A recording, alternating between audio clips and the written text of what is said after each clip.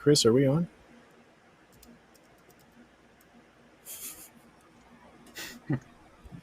I think we might be live, Brian.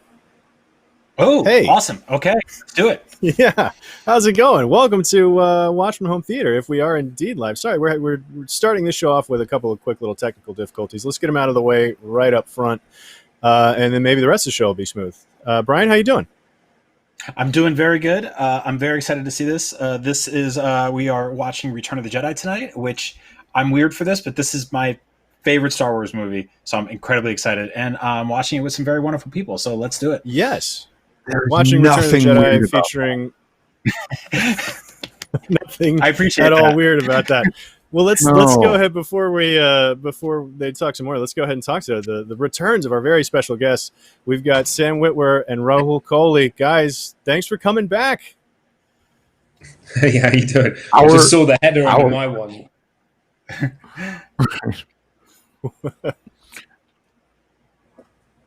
We're trying not to talk over each other. Awesome to be back. Great. Yes, you guys were here, of course, for Empire Strikes Back a couple months ago, and we all had enough fun, or we tricked you into coming back to watch Return of the Jedi. So this is going to be great.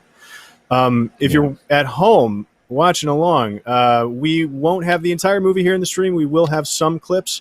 If you want to queue up your copy of Return of the Jedi, go sprint to your VHS tapes or your Blu-rays or your digital copies, or over on Disney Plus. And if you're not on Disney Plus, you can sign up for that. They're giving away 7-day free trials. There's a link in the description for that. So go get yourself queued up for Return of the Jedi.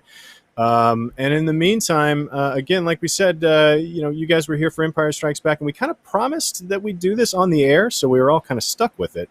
But I'm excited about it nonetheless. Where do you guys land on Return of the Jedi? Brian already copped to it being his favorite Star Wars movie. Sam, what about you? For me, this movie does so much work that the other movies get credit for. That's my thing with Return of the Jedi. It's a much more risky movie than anyone has been giving it credit for. There are things in this movie that you should never, that you can imagine someone tapped George Lucas on the shoulder and they said, "No, we can't do that. No, that's not going to work." Yeah, it will. No, it won't. Yeah, Darth Vader's a good guy now. No, bad idea. And there's a new bad guy. He's an old guy, and he's even badder. It's not going to work. And I have huge respect for this movie. Darth Vader is a complicated, complex, interesting character. The heavy lifting is actually in this movie. And then we project it, when we watch The Empire Strikes Back, we project it back into Empire. But no, it was actually this movie that did the literal work. So. Yeah, And Ewoks. Yeah, the Ewoks. No, plus Ewoks. When I was younger, when I first got into the original trilogy, I think Return of the Jedi was my favorite. And then as I kind of got into my teens, Empire overlapped. It was like it kind of evolved. But I remember Return of the Jedi being, I guess, because of the payoff for a kid as well, right? That and as Sam mentioned, the redemption arc, I think, kind of hit as a youngster. And then as I got moodier and more emo and My Chemical Romance, I was like, no, it should end. It ends on a bum note. I prefer that. So Return of the Jedi got bumped down a little bit, but I still have a lot of fondness for this. My only issue is, of all of George's changes, the most offensive one takes place in Return of the Jedi, in my opinion. The vocal no that they add to Darth Vader during his silent decision is the most offensive. I agree. Yeah. So we'll get there. We'll get there. I will say, Clint, you did say if you have a VHS tape queued up. I don't know if that's exactly. I feel like that's slightly disingenuous because, first of all, people are getting a different version of the Ewok song. They're getting a different version of the Jabba's Palace song that plays with the Max Rebo band. They're not getting. There's a lot, but that said, there's still a lot to love in this movie on the Disney Plus version, where it's streaming and it looks gorgeous and everything like that. And we will get mildly irate at some of the changes as they pop up, probably, definitely. But I'm very excited to watch this film either way. Yeah, Well, that'll be an you adventure. guys Whatever know. version of the movie you guys are watching, just pick out and be like, wait a minute, that's a Yeah. different Yeah. song. We have a- entirely. You guys know what kind of a George Lucas fan I am, and Exactly. I'm a big proponent of, because I know the cool thing to do is to say, oh, the changes suck. Be like, no, plenty of changes, and the special editions were really, really good changes. Absolutely. The one you're talking about is not one of them. That's not one of the good changes. There are plenty of we'll get to this stuff, but there are certain things where I'm like, listen, I love that old Max Rebo band number. That one seemed weird and strange. Anyway, we'll talk about it when we get there. We'll We'll get there. Well, let's go ahead Yeah. and get into it then. I feel like everybody's probably had enough time to go find a copy of Return of the Jedi, VHS or otherwise. So let's get it queued up to right before the Fox logo, and go ahead and start playing. Oh, and by the way, wherever you're watching this, make sure to get down in the chat and leave your questions for Sam and Rahul, and we will get to as many as we can. And let's go 3, 2, 1, play. Oh wow. Yes. It's the best logo in the biz. It I is. love that 20th Century Fox logo. Yeah. No, CW. I'm still contracted to say that. I'm a Filmation guy myself. I like the Filmation logo. Yeah.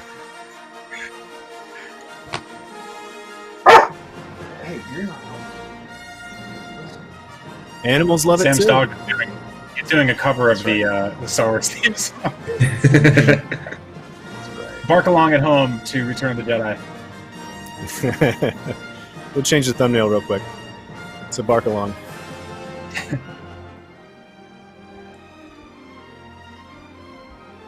I do like that the opening crawl in this starts with Luke has returned to his home planet, but then we don't actually get to see him for quite a while. Yeah. We don't. Yeah. And as some people know, there was a big deleted scene that introduced Luke way earlier in this film. And it's one of those things about the editorial process that's so fascinating, because that whole piece tells a very interesting story by itself. It tells this story where Vader, after he arrives in the Death Star, goes into his meditation chamber and starts calling out to Luke in the Force. Cut to Luke in a cave, hood over his face, hearing Vader's voice, which seems to indicate that in the year between these two movies, or the year in Star Wars time, Vader has been calling to Luke the whole time, and Luke has been trying to ignore it, as he, this ghost of the knowledge that he learned in the last movie is just ringing throughout the universe. And then as Luke is ignoring it, he puts together his lightsaber, he ignites it, and then you get a little moment with the droids. And it's a lovely scene by itself. But in terms of, is it the most dramatic way to introduce Luke Skywalker into this movie? No, it's not. It's not the best. It's great by itself. It's not good for the movie. I've never really thought about it like that, because, when you see him for the first time, it's tremendously dramatic. That said, as an adult, it's super cool to go back and watch that scene, because it's one of the only times in the original trilogy you get to see someone building the iconic weapon of Star Wars. And the lore is that he's using Obi-Wan's blueprints, right? To create his own. What's so cool? What's so neat about that is you figure, how does he know how to build a lightsaber? And the only thing you have to go on is A, he's on Tatooine where Obi-Wan's house was, and B, of all the different lightsabers, Obi-Wan's and Luke's new one look like almost identical. They're different. There's different details, but they look almost identical to each other. So the story is told through the design of the lightsaber, and which I think is great. It's the economic. It's Star Wars at its best is such economical storytelling. When I was a kid, Luke sparking up a green lightsaber was all it took for me to understand what had happened. Like, oh, it's a new one. It's not he doesn't have his old one. He made this. This is his. Rite of passage for the Jedi. I love this. The cinematography in the original trilogy is phenomenal across the board, but there's some really, really gorgeous shots in this movie. This one especially. I really love this part. This entrance. And also the sound design here, how Vader's voice echoes through the entire hangar bay. You know, this guy's voice is little in comparison, and Vader is just booming. You may dispense with the pleasantries. And he's huge. Look how Vader's been working out, man. And for everyone that says he's same deal as Empire fat. Strikes Back. We get to meet him watching his boots come stomping through the frame. Which is, But look how fast he walks, too. Everyone else is sort of trying to catch up with Vader. You know, he's a big samurai warrior is what he is. He's, you know. Yeah, every also, shot. Every shot is designed to make him just look so much more overpowering than everybody else he's facing. So much more larger and foreboding. It's so awesome. Yeah. And what's cool here is at this point, the Imperial No, go ahead. I was going to say, at this point, the Imperial military is very clear on who Darth Vader is. You know, in A New Hope, they don't know who he is. Tarkin knows who he is, but no one knows what to make of this weird guy in black armor.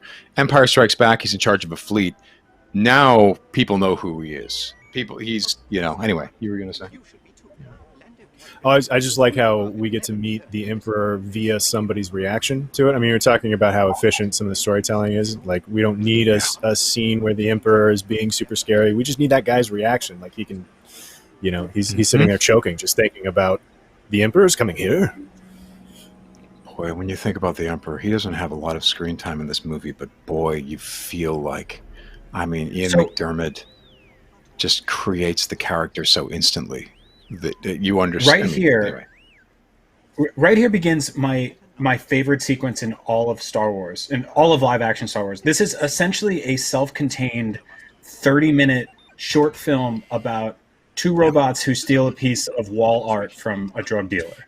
Like, the entire concept of this entire scene is so ridiculously insane that they were like, okay, we're going to get more puppets than have ever been in a single room in the history of film production, and we're going to get away from all of your favorite heroes in these films, the action stars, and we're going to get these like two robot sidekicks, and they're going to interact with a doorbell, and then this door opens, and it just begins.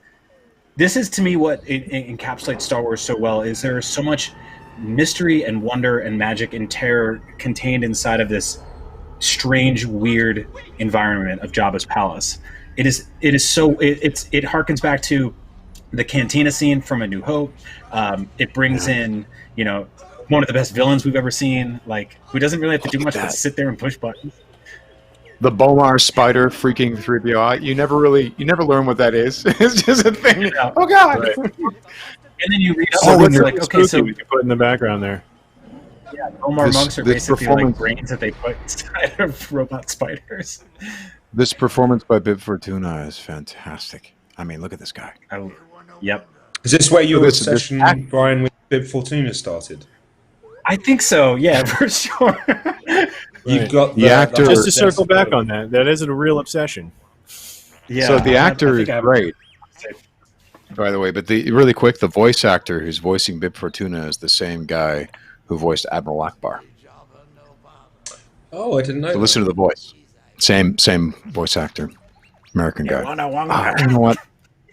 Look up his name real quick. I was at New York Comic Con a couple years ago, and I was walking by a booth where the dude who played this guy's voice actor was signing autographs, and I was like, "Oh, I'll come back and get one tomorrow." And he passed away like a month later. Oh no! And Was it Eric Bowersfield? I believe is what you. I think so. He's the same guy that played. He also did the voice of Akbar in the original movies. Yeah. He also did the voice of Akbar in the Star Wars X-Wing Collector's CD-ROM. Right.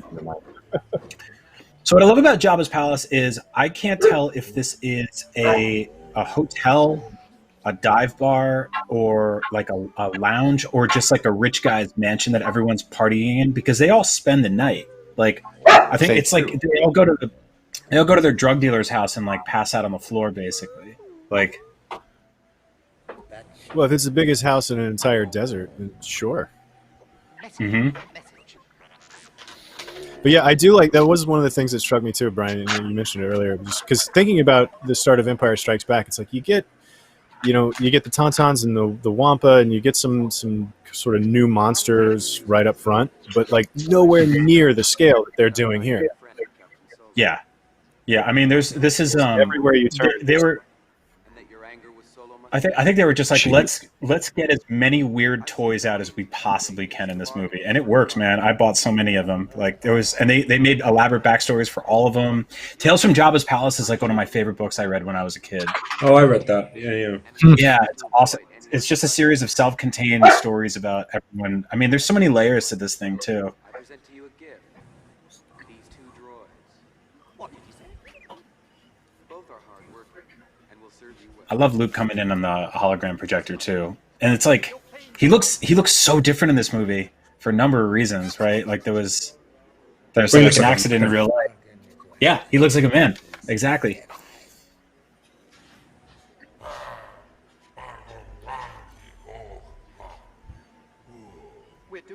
So we got a question. Now what I'm thinking about is... Oh, sorry. What are you saying? No. Go ahead. That's all good. It's all good. This moment's gone. It's all good. It's okay. There are like I think it takes like 9 or 10 people to puppet Jabba the Hutt. There's like 6 or 7 people inside him, and like people underneath him, and like it was honestly one of the most elaborate structures. There's like someone just like, for the tail, right? I remember. There's someone there, The guy that was whipping the tail was also smoking a cigar and blowing it into a tube for his pipe. I saw the making of this movie. It's this British guy in there, and he goes like, if I had like a glass of wine, this would be the best job in the world. Yeah, just hanging out in a tail, smoking a cigar. Yeah. What I love too is that they use Jabba's Palace as a vehicle to like slowly reintroduce all of the iconic characters that you love. And it's one at a time almost, right? It's just like before the band's back together. There was there was a sense that these characters were important and deserved a little moment on screen. They were coming back into it. And also, so you're in the creature place. Now you're in a droid menagerie. I mean, this is so weird. A droid torture chamber? What the hell is droid? This droid dungeon here is one of, when I was a kid, this was the scene that I remembered. Like, this scene stuck out to me. Like, this poor droid, like, I was terrified on his behalf. Yeah. Well, I mean, you saw probe droids. Really gnarly about the scene. You saw probe droids in The Empire Strikes Back, but you didn't really see like sort of like human-esque droids like this. Like EV-99, this guy right here, who's like, "You are a protocol droid, are you not?" Like, you're like, this dude is pure evil. He's torturing droids. Like, there's droid on droid torture going on here. What a jerk!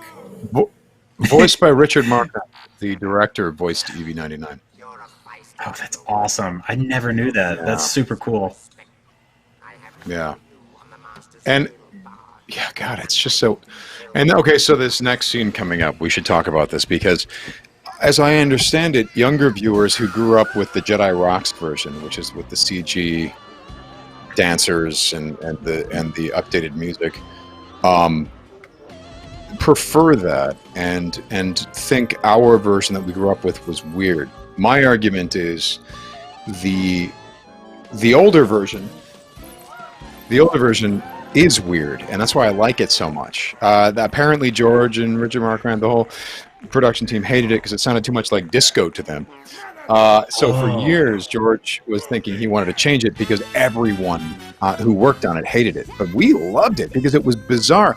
It may have actually, in fact, been a disco song, but the instrumentation was so weird. In the same way that in the cantina in episode 4, it's a it's 20s music, you know, it's a swing band, but played with like steel drums and weird, you know, it feels like the instrumentation's all wrong, so you don't think of it as 1920s music, 1920s dance music, you know.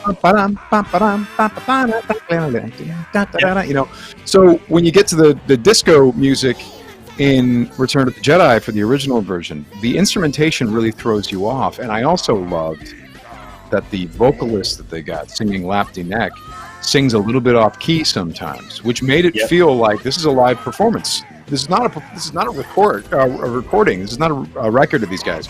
It's a live performance in Jabba's palace. Now this is again, I just talked about the old version. I didn't talk about the new version. But I like, by the way, that's Femi Taylor. This pit scene was shot 20 years later, and she looks exactly the same in the makeup. It's kind of insane. Oh, right. Yeah, this was an added scene.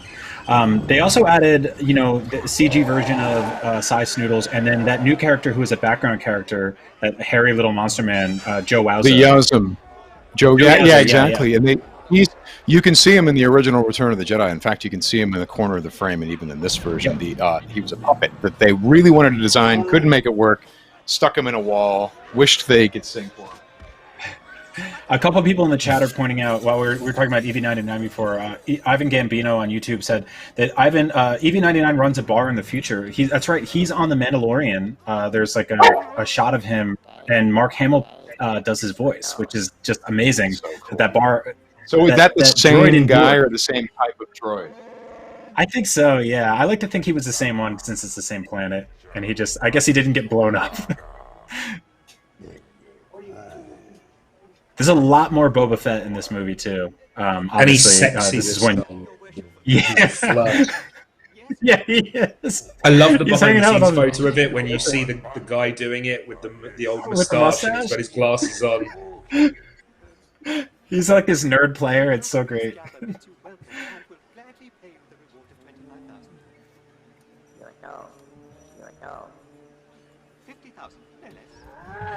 Yeah, I remember thinking here's a question that just came in on. Here's a question that came in on YouTube from Brianna Skywalker. So it's an actual Skywalker asking a question. It wants to know, I've argued with my dad a lot about this movie. He thinks that Luke made too big of a leap from being a whiny little kid, but then all of a sudden he's super zen in this. What are your thoughts on that? What, are you talking about Luke? Talking about Luke. Sam, the question was before we get him. Was it too big of a leap to go from like a whiny kid to like a super powerful adult in this movie? Because it is one of the interesting things about it is like he's, the last time we see him, he's just kind of had his ass kicked and he's got a new hand and, on the medical frigate there. And then he just kicks down the door at Jabba's place in a really cool way. He does, but in the more personal moments, you still see Luke in there. When he's putting on his game face and he's dealing with Jabba, yes, you get this very sort of controlled tone. And who does that remind you of? The sort of, soon I'll be dead and you with me, or saying all these things very calmly. Who does that remind you of? Maybe his dad, and he's dressed like his dad. I mean, if you look at Luke's costume, it's not only evocative of Obi-Wan's, but it's evocative of Vader's, and it is almost the same costume that Anakin Skywalker wears in the prequels. So if you were ever to watch Revenge of the Sith just before you watch this, what's wonderful is Revenge of the Sith sets you up that when you see Luke, you wonder if he's turned to the dark side, if what happened in the last movie was too much for him, and he's become something different, something dangerous. And in fact, that is one of the things that this movie is, holds as a piece of tension, that maybe Luke has been pushed too far. But the in terms of the leaps as these movies and the character's progression, Mark Hamill's, for example, he's neutralized his dialect. He's neutralized his own speech patterns. For example, when he's younger, he goes, "The Force," with an R, hard R, "the Force," and he's talking to Obi-Wan. And as he gets closer to the Force, he neutralizes his habitual dialect and calls it the Force, and creates a more timeless characterization for Luke as he becomes more mature, as he becomes an adult.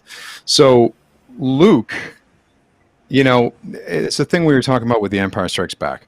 When you see that scene where he gets his hand cut off and screams, and it's the most emotionally raw scene of any Star Wars movie we've ever had. I don't care how many people cried, how many of the actors had tears flowing from their eyes in episodes 7, 8, and 9. The most emotionally raw we ever get is Mark Hamill when he's hanging on and got his hand cut off, and "I'll never join you," and screaming no, and his face is twisted in anguish. And when you watch that scene, you cannot equate that character with the young farm boy from the previous movie. Likewise, when you see the centered Luke Skywalker, the adult Luke Skywalker, he seems like as much of a leap from the Empire version of Luke Skywalker. So this arc for Luke Skywalker, I think, is about as good of an arc as we are ever going to get in pop culture, popular cinema, space shoot 'em up saga type films. I mean, when you think about, for example, when you think about Strider and Aragorn, I think he did a wonderful job. I also think he was the king the moment he walked on the screen. Strider is Aragorn is the king and blah, blah, blah. Mark Hamill, when he walks on screen, is not the Jedi. He's a kid. He's saying stupid things. He's a nerd. His friends don't like him very much. And this is what happens to him. This is where he goes. This is why Luke Skywalker is my favorite character, because of the movement of that character, the challenges of that character, the way that character gets his ass kicked, gets dirt kicked in his face, but keeps getting up and providing an optimistic example to people about what happens even when you make big mistakes in your life. You pick yourself up, you dust yourself off, and you try your best to do the right thing. So it's don't get me started on Luke. Well said, Rahul. Well said. Yeah, he's essentially thrust into adulthood at the end of the last movie. Unwillingly or willingly, he's there. And this is the one we get now. By the way, the first time I saw this scene as a kid, this really this was such a wonderful reveal. This was Leia in that costume. Also, it really surprised me that Han Solo came out of basically metal soaking wet. I was like, what is carbonite? It's odd. Juicy. Juicy. He also, in this movie, he's very similar to Bruce Willis in Die Hard with a Vengeance in that he is just furiously hungover for the entire film. He starts off like this. His eyes are kind of like, what's going on? And the rest of the movie, he is either like, what, Boba Fett? Or by the time they get to Endor, he's not even into it at all. This is Han Solo basically takes a backseat in this movie, and I give him a free pass because I've gone out with my friends after a night of drinking and still have a blast. Everybody has a good time, but I'm like, I'm going to sit back a little bit this time.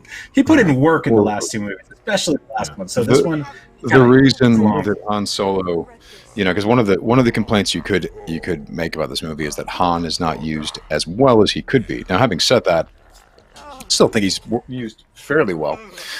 But they didn't think he was going to be in this movie when they were writing it. Lucas was like, well, he was signed for 2 movies. He was not signed for 3. Harrison's a huge star now, and he's Indiana Jones, and he's Blade Runner, and he's Witness. He's all these things. I don't know if Witness happened, but he was a big star at that point. And I like to put Witness. And so they were writing it. Indiana Jones. Dude. So hold on for a second. I've got a dog who is recovering from injury, and the steroids are making him super aggro. It's okay. Han Solo has a dog that's recovering from injury in this movie as well. His name is That's Chewbacca. right. That's right. Can't see him. I will say, So what you're happened talking was- about emotional scenes in all of Star Wars. This is one that gets me. When Han and Chewie are cuddling at the end of the scene, I'm all right, pal, I'm all right. It's a really sweet scene between 2 best friends, and I love it. Yeah. I thought Sam was about to recreate it there on camera. Yeah, it was. So Harrison Ford wasn't gonna. Lucas didn't think he was gonna be in it, and he's like, I think Harrison will do me the favor of showing up at the end, and we'll unfreeze him in carbonite at the end of the movie, and happily ever after for Leia and Han. And one of the producers said, could I call Harrison and ask him if he wants to be in this movie? And Lucas is like, sure. He's gonna say no. And they called up, and he's like, yeah, I'll be in the movie. And they're like, oh, well, we better start writing him in. So, Yeah. Anyway, this Luke Well, Skywalker. it's also the thing that. Go ahead. Oh no! Luke is wearing basically Anakin's. The coloring and the robes are very, very similar to Anakin's. Side note: did you guys catch that was Sebulba? I was about to say walked by that right Doug, there? that CGI Doug. Yeah. walking through, yeah. I'm not sure if it's exactly Sebulba, but I like to think it is because once again, it's all on Tatooine. And even though these movies are about going anywhere in the galaxy, it is nice when you imagine that EV-99 and Sebulba never left Tatooine; they just have been stuck there forever. This is when Luke rolls through just immediately. What I love about Luke Skywalker in this movie is when you first see him not in hologram form, he force chokes a pig, a Gamorrean guard, and then he walks in, and that's the first thing Luke Skywalker does in this movie. He force chokes a pig, and then you see him It's this. great too because the most iconic thing that Darth Vader does is force choke people, And then the most iconic thing that Obi-Wan does is the Jedi mind trick, I think, in a lot of ways. So like rattling those two things off, like right off the bat with him, you're like, oh, I'm going to take this dude seriously now. It's also interesting that he's aggressive to begin with. That's a bad sign, you know? Yeah. Is he the only Jedi who choked someone? He is in the movies. Movies? Well, Baby Anakin Yoda did went a to the little dark bit. side when he did it. Baby Yoda does a little bit. Baby Yoda. Oh, does yeah, that. that's true. The child.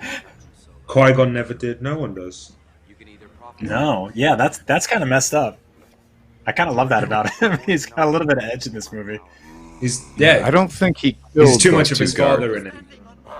It's too much of exactly. You know, it's I do the like thing going about Luke back to what we Skywalker. were going back to what we were talking about in terms of like, is this too big a leap for Luke or whatever? I do like that once the action starts here, he's kind of just right back in over his head.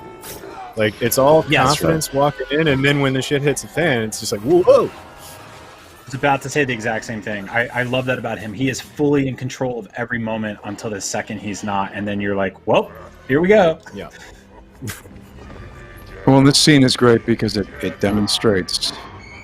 Yeah, it's the fact that these heroes are still capable of being in and over the head, but also I remember as a kid being in the theater and hearing some teenagers behind me commenting at this point that Luke was in real trouble because where's his lightsaber? He doesn't have a lightsaber. And I remember being like, oh my God, they're right. This is not good. You know, especially when he picks up the bone and holds it up like a lightsaber. It's a good reminder that he does not have a weapon. I'm totally with you there. The Rancor is, I would say, probably like a top 3 creature design for me. I mean, so many of my favorite creature designs in Star Wars are in this scene. It still looks Rancor. fantastic. Oh my God, yeah, it's just amazing looking. He just bites into that dude like he's eating a candy bar. And it's salivating, which means that it's looking at you like your food, and that's a bad sign. I love that really hand. Just the hand having to sneak in there at the end. It's such a great shot. I remember the kids at this point, they're like, where's his lightsaber? And it's like, yeah, this reminds you he's dead. He's screwed. And this whole scene is sleight of hand, you know what I mean? Like, we never really see that grab Luke, but we get the impression. Lucas's editorial style is on full display here. And the impression of the action is more important almost than the literal action itself. Even there's that cut there where, you know, you kind of see the Rancor up here, and then the next cut is Luke in the Rancor's hand kind of reacting to it. So yeah, it's all that. You don't actually see the arm swooping down or anything. Have you guys seen the original test footage of Phil Tippett in a Rancor suit and how it didn't quite work? They were going to try to do next generation Godzilla type stuff, and they couldn't make it look good, and so they went to hand puppet, which is what this is. This is a hand puppet. Which is extraordinary that it's a hand puppet. Yeah, I love this moment. Luke just panics. The door opens up, and he just... What do I do? Oh, maybe I can... No. Can I just grab it and shake it? Just grab the bars and pull them off? No, that's not going to work. It's sort of interesting, though, like... He's still... Like we was, he's still not a badass. Yeah. Like, well, all he's done is hide, hit it with a rock, and then try and get a daughter shot on it. And this is supposed to be Return of the Jedi. And it's still kind of a bit kind of scrappy and not... Until we get to Selbage, obviously, where we see a bit more, but... It's the extraordinary misunderstanding. Sorry, you were going to say? I was going to say really quick before we get to that, we have to talk about this moment of Malakili, the Rancor Keeper. He gets about 20 something seconds to really, and it's never explained. They never really go like there's another shot too where they like, it's just like, here he is, this guy who's best friends with this beast. He's, half naked. This is so the George Lucas Jr. on full display. I love it because someone loved that creature. Someone raised it, But back to Luke freaking out, running around, hiding, being, panicking. It's the extraordinary misunderstanding that a lot of people have about heroes or protagonists in television or film. And the misunderstanding is, man, if you want to make a badass character, then you make them badass, whether it's a guy or a girl. Just they're so awesome, and then they do this, and that's awesome. But then they do this other thing that's even more awesome, and then they keep doing this other thing that's awesome. And then you talk to the other characters, and they're like, "Isn't he or she awesome?" And they're like, "Yeah, he's so awesome." And that was never the way you actually get to a character who is truly a badass or something, a character you want to aspire to or admire, is actually the opposite way, making them vulnerable. Look at the way that Harrison Ford in Indiana Jones gets beat up all the time. I mean, even in the beginning of the movie, he runs to jump and he grabs the vine and he has a smile on his face, and then the vine gives and he's got this really ridiculous face, like like you laugh at the guy the whole time. But what makes him a badass is he keeps getting his ass kicked and he keeps getting back up for more. I mean, even look at the way that Harrison Ford takes a punch. It's fear. They're like, oh, that's gonna hurt. No. So Luke Skywalker is all about that vulnerability. I've done TV shows where I worked with actors who you could tell didn't ever want to be made to look foolish or less than, or like someone got one up over on them, and you in the middle of even like a fight scene, you'd have a hard time trying to argue getting a punch in. Whereas my understanding was always like, no, the more you kick your lead character's ass, the more the audience is going to be given something to root for, because in life, oftentimes we get our asses kicked, maybe not physically, hopefully not physically, but like, in various ways.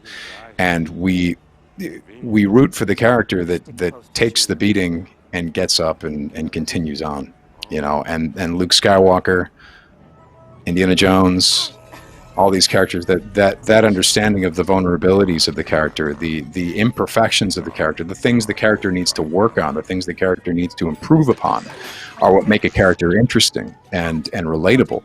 You create a character that is good at everything, and look, I mean, Enter the Dragon is a hell of a movie, and Bruce Lee's pretty good at everything in that movie, and that can be a great pleasure to watch. And your reasons for watching that are going to be different than watching a fairy tale like Star Wars. A fairy tale is supposed to be a little bit of a teaching tool. It's supposed to sort of guide you when life surprises you with some adversity. And I dare say the Luke Skywalker character, or indeed the Ahsoka Tano character, do a good job of teaching those lessons, of showing you what happens when things don't go your way, and what you do and how you conduct yourself when you're losing. And only through that can you find a way to win. Anyway. Well, and to the point too that you started with there was, in people talk, even going to the extent of people talking about, oh, isn't that character such a badass? And the way that the build up to the Rancor pit happened, it started with Han and Chewie talking about, like, Luke, a Jedi? Like, come on, it's delusions of grandeur. Like they're chipping away at him to begin with. Mm-hmm. Sam, I think your camera might have frozen. Yeah, I'm trying to reinitialize the camera. Okay. Frozen in carbonite. Forget about. That's right. We need to get 2 droids to steal the wall art. I don't know if you could tell there because it's so realistic, but that Sarlacc is CGI. I don't know if you could, if that was obvious. Bro, I was just about to point that out. That's one of the things that, like, one of those additions that I was like, this is completely unnecessary. I think for some people it adds, but I never had any trouble looking at the Sarlacc pit and lacking some sort of terror or mystery about it. And they put a giant mouth on it. It's like it already was a giant mouth. Yeah, that's that weird beak. They put a mouth on a mouth, is what you're saying.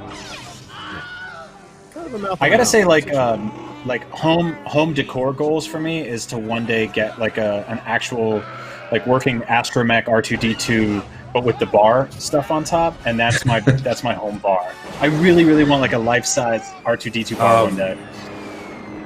R.I.P. Boba Fett.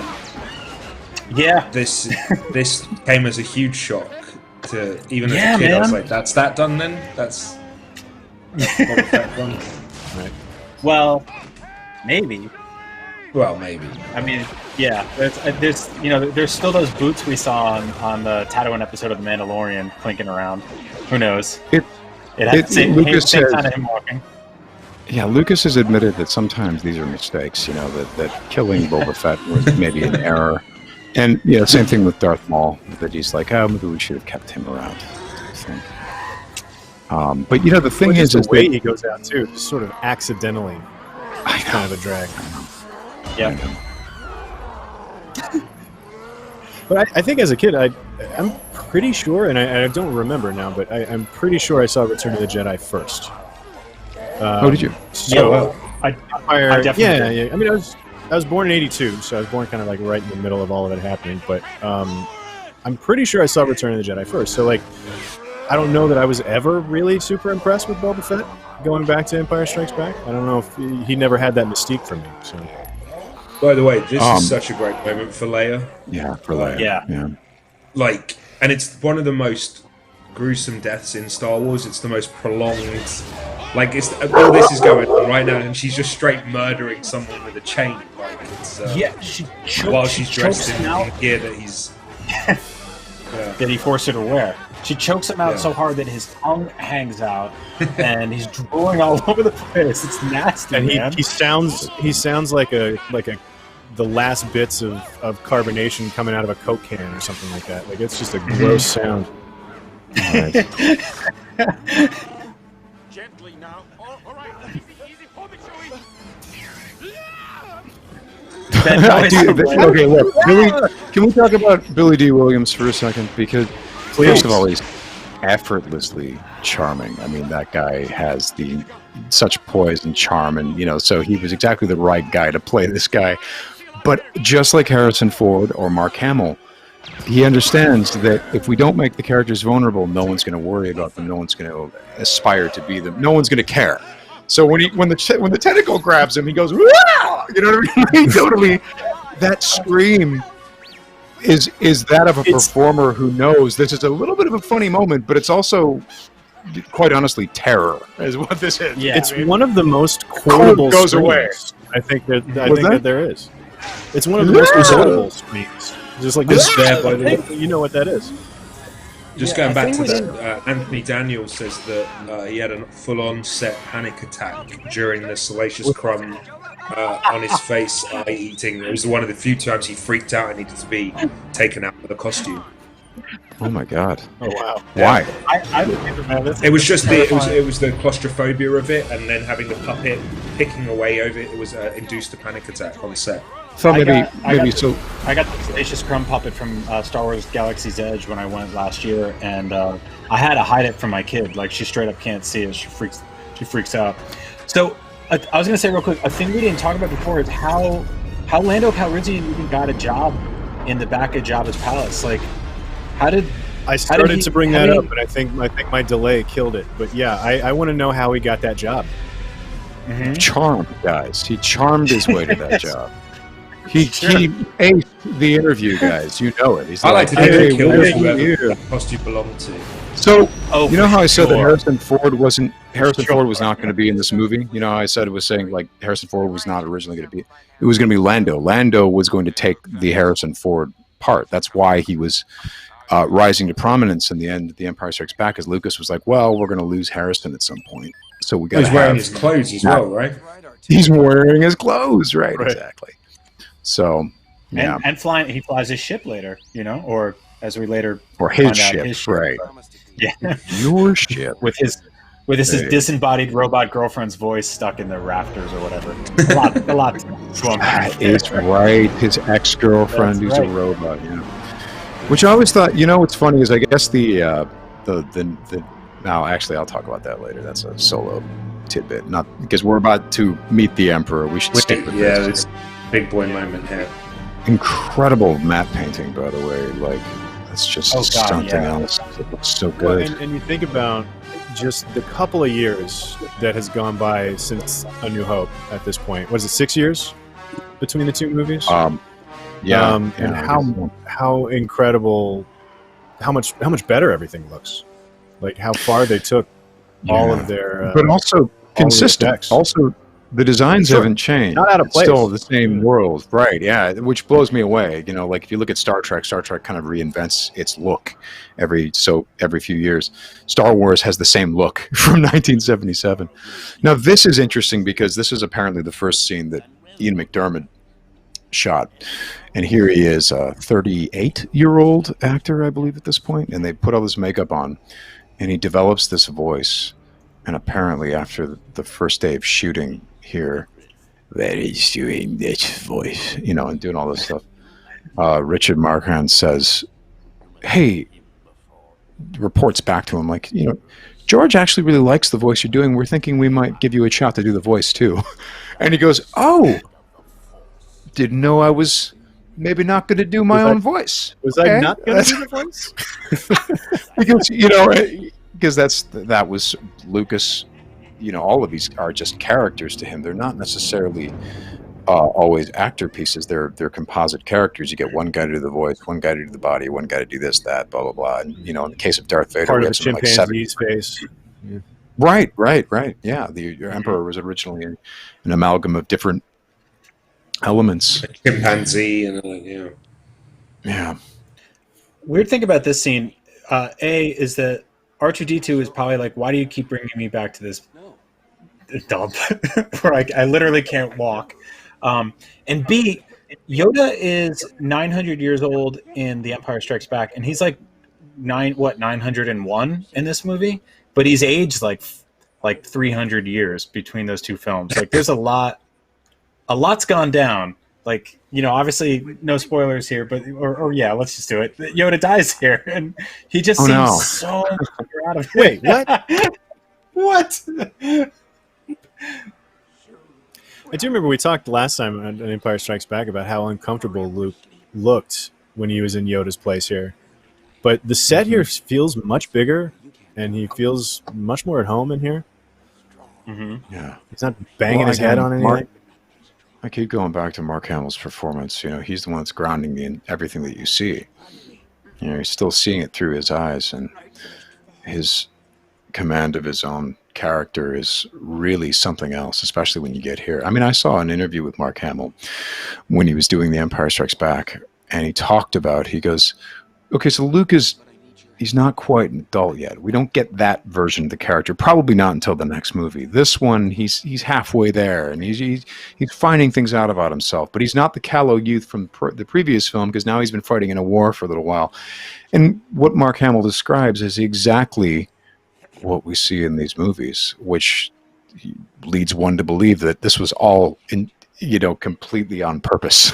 This was all intentional. This was done by design through George Lucas and Mark Hamill. And because of the work, I mean, if you don't have this arc, I don't know that we have Star Wars. I don't know that we have this. I think it would be one of those movies like, dude, we're going to go rent Beastmaster, Crawl, and that Star Wars movie. I think that's about it. You know what I mean? That really cool movie with those aliens, you know. But because of the arc and the values and the heart and soul of these movies, as beautifully told by Mark Hamill's lead character here, I think this is why it's endured forever. It's, you know, more than just that space bar where they're playing 20s music. Yeah. That's right. Yoda always looks so. When I was a kid, he always looked so cozy in this scene, and it was always like one of those things. I was like, thinking about how. Imagine if you had seen the prequels before you saw the original trilogy, which has happened to a lot of people, and then you watch Return of the Jedi, and Yoda's in this movie for like 3 minutes, and he basically just like gets into a Snuggie and then just like dies and disappears. Yeah. Like you've seen the cartwheels and backflips, and in this movie he's just like, I'm tired, and he disappears. That's it. Speaking of perspective, you know, I did a little test. Actor named Dave Gentoli from Grimm and A Million Little Things, and he'd never seen any of the Star Wars movies, so I decided to show him, 4 or 5, and then 1, 2, 3, and then 6 in that order. You know, the sort of used the prequels as kind of a Godfather 2 type flashback to the olden days, and you wouldn't believe the insights that he had about Return of the Jedi based on his experience with the prequels. And it's like you were saying, when Yoda says, "Do not underestimate the powers of the Emperor," to Dave, he was like, "Oh yeah, that's the guy who every plan he had, no matter how wrong it went, the Emperor made it go right for him. And he could beat Yoda, or at least hold his own in a fight with Yoda, and he killed Mace Windu through subterfuge and tricked Anakin." And so, he was going into this. I think Yoda's death kind of made sense to him, because he's like, "Oh yeah, no, Yoda's been holding on for a long time." Yeah, that's a really good point. It's not the years; it's the mileage. Exactly. The big moment for Dave is coming up, and I'll wait because it's happening in the next scene. But there was the huge moment, because he'd always been going with this whole "there is another," and he was just, "What does that mean? What does that mean?" And then when Yoda says there is another Skywalker, Dave was like, "Right, yeah. What does it mean?" But well, actually, I'm sorry. At this point, he knew what it meant because he saw it in Revenge of the Sith. I'll just tell you now, when Obi-Wan describes to Luke what happened, and the other he spoke of was your twin sister, Dave's like, yeah, totally, I get it. It's Leia. Oh my God, wait a second. Is this how you guys found out? This is lame. He just tells you? This is lame. I got to find out Leia was the sister by watching her get born. And that was a huge reveal to me. I was like, she's carrying twins. There is another. Oh my God, twins. But then he says, like, "Oh my God, the way you guys grew up was wrong. You guys found out Obi-Wan just spoiled it for you." I never thought about it like that. That's so funny. Dude, yeah, he was... Yeah, I suppose the prequels really do justify that real casual kind of like, "Oh yeah, no, you got a sister." Right. And I guess the original idea that should, I believe there was some thought, and I don't know how official this is, but I'd heard that there was some thought that when George thought he was going to do a whole bunch of movies back to back, that Luke was going to turn to the dark side, and then you were going to cut to a female Jedi being trained across the galaxy, who was Luke's sister, who's been going through her own Star Wars that we didn't know about, and we're going to go immediately jump into the middle of a different story, with the mission of saving Luke and Vader and all this stuff. But then I guess after you make like 3 Star Wars movies, you're like, "I gotta sleep, dude." Yeah. Let's wrap it up. I'm gonna take it easy for a minute. I'm gonna take it easy for 15 or 20 years. Also, by the way, this is the most clear we've seen Ben. The stronger Luke gets Luke's in the connection to the Force. Yeah, that's right. The stronger Luke gets in the Force, the more Ben Kenobi is actually there. Yeah. And really, again, if you take that as a metaphor, the more of an adult, the more of a well-reasoned adult human being Luke becomes, the more he is able to relate to Ben, the more he's able to see Ben, to understand. But why can Ben sit on a tree log? Because the Force is in everything, dude. It's in the tree, the rock. It's everywhere. That's fair. Even between the land and the ship. You're right. It surrounds us. It penetrates us. It surrounds us and it surrounds trees. He's not sitting on the tree stump. He's sitting on the tree stump's spirit. He's sitting on the spirit of the tree, which is occupying the same space. Only on Dagobah. No, I think part of it. What's that? I was gonna say, I think he's just sitting, and there's a tree stump there, so Luke isn't like, "What are you doing, man?" Because I think he could just sit, he just could squat in the air. He's just doing it to like, Luke's still a human, right? Sort of, and he's just doing this to be like, "Okay, I'm gonna give you something visual to work with here that doesn't break your brain." Well, here, I'll blow your mind. We did a thing on Clone Wars. So the idea of sitting is the thing that makes Luke comfortable talking to a Force ghost? Let me blow your mind. What is Qui-Gon Jinn? And you guys aren't going to be able to answer this because I don't think you've seen this, but there was a thing we did called the Mortis trilogy and this was working with George Lucas on the Clone Wars. And what does Qui-Gon Jinn say when Obi-Wan sees him? He sees the ghost of Qui-Gon Jinn for the first time. And he goes, "Why are you here?" And Liam Neeson says, "I am here because you are here." Obi-Wan is there because Luke is there. And the stronger Luke is in the Force, the more he can bring Obi-Wan to the living world to commune with him. It isn't a matter. Is it a matter of Luke being able to perceive that Obi-Wan is always there, or is it a matter of Luke is also bringing him there in the same way that when we think of someone who we love who isn't with us, we bring them to us? Just saying.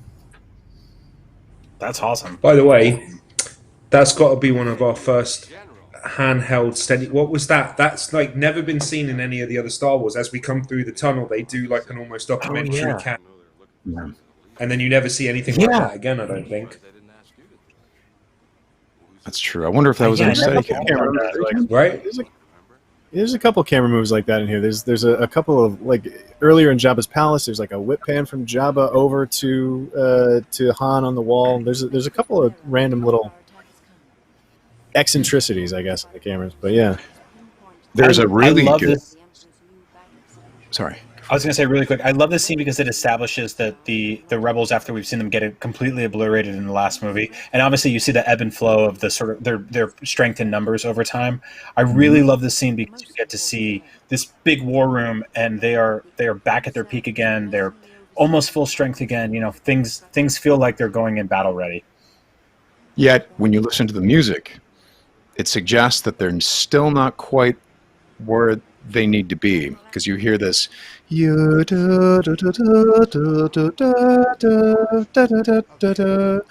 is an attempt at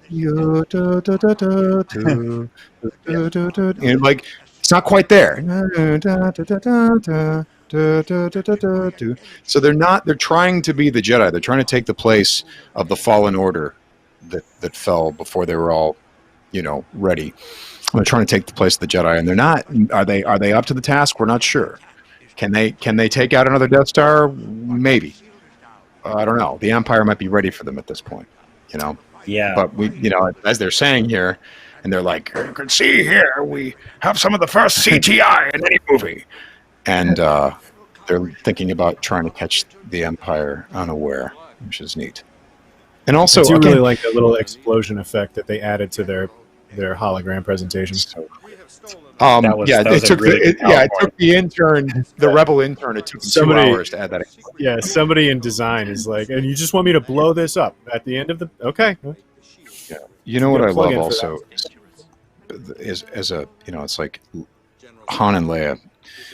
A large part of their arc is that they both have to become better people before they can deserve to be together.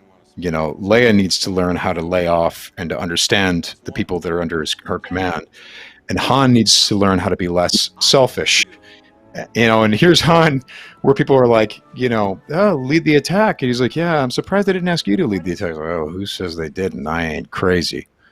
General, are you going to go to the Forest Moon though? Oh yeah, I'm going to go to the Forest Moon. I'm just not going to lead the fighter attack, which is probably twice as crazy to go to the Forest Moon. You realize that Han is a better guy than he was in the previous films, which is part of the reason why I, again, as much as I enjoyed The Force Awakens, I also put it aside in a different category, kind of in the same category that I put Heir to the Empire and stuff like that. I'm like, this is a little bit fan fiction, because we saw this arc. Han became a better person. He would have been something different. You know what I mean?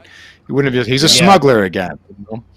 Again, as much as I loved seeing Harrison Ford, and he cracked me up, and it was so awesome. I do believe in the fairy tale nature of these movies, and that if you spend 3 movies having a character achieve a new morality, that you're going to see some of that. On the other hand, in The Force Awakens, he did quickly jump to the defense of the good guys. He didn't take his time and mull it over. He was like, all right, we're going and doing this.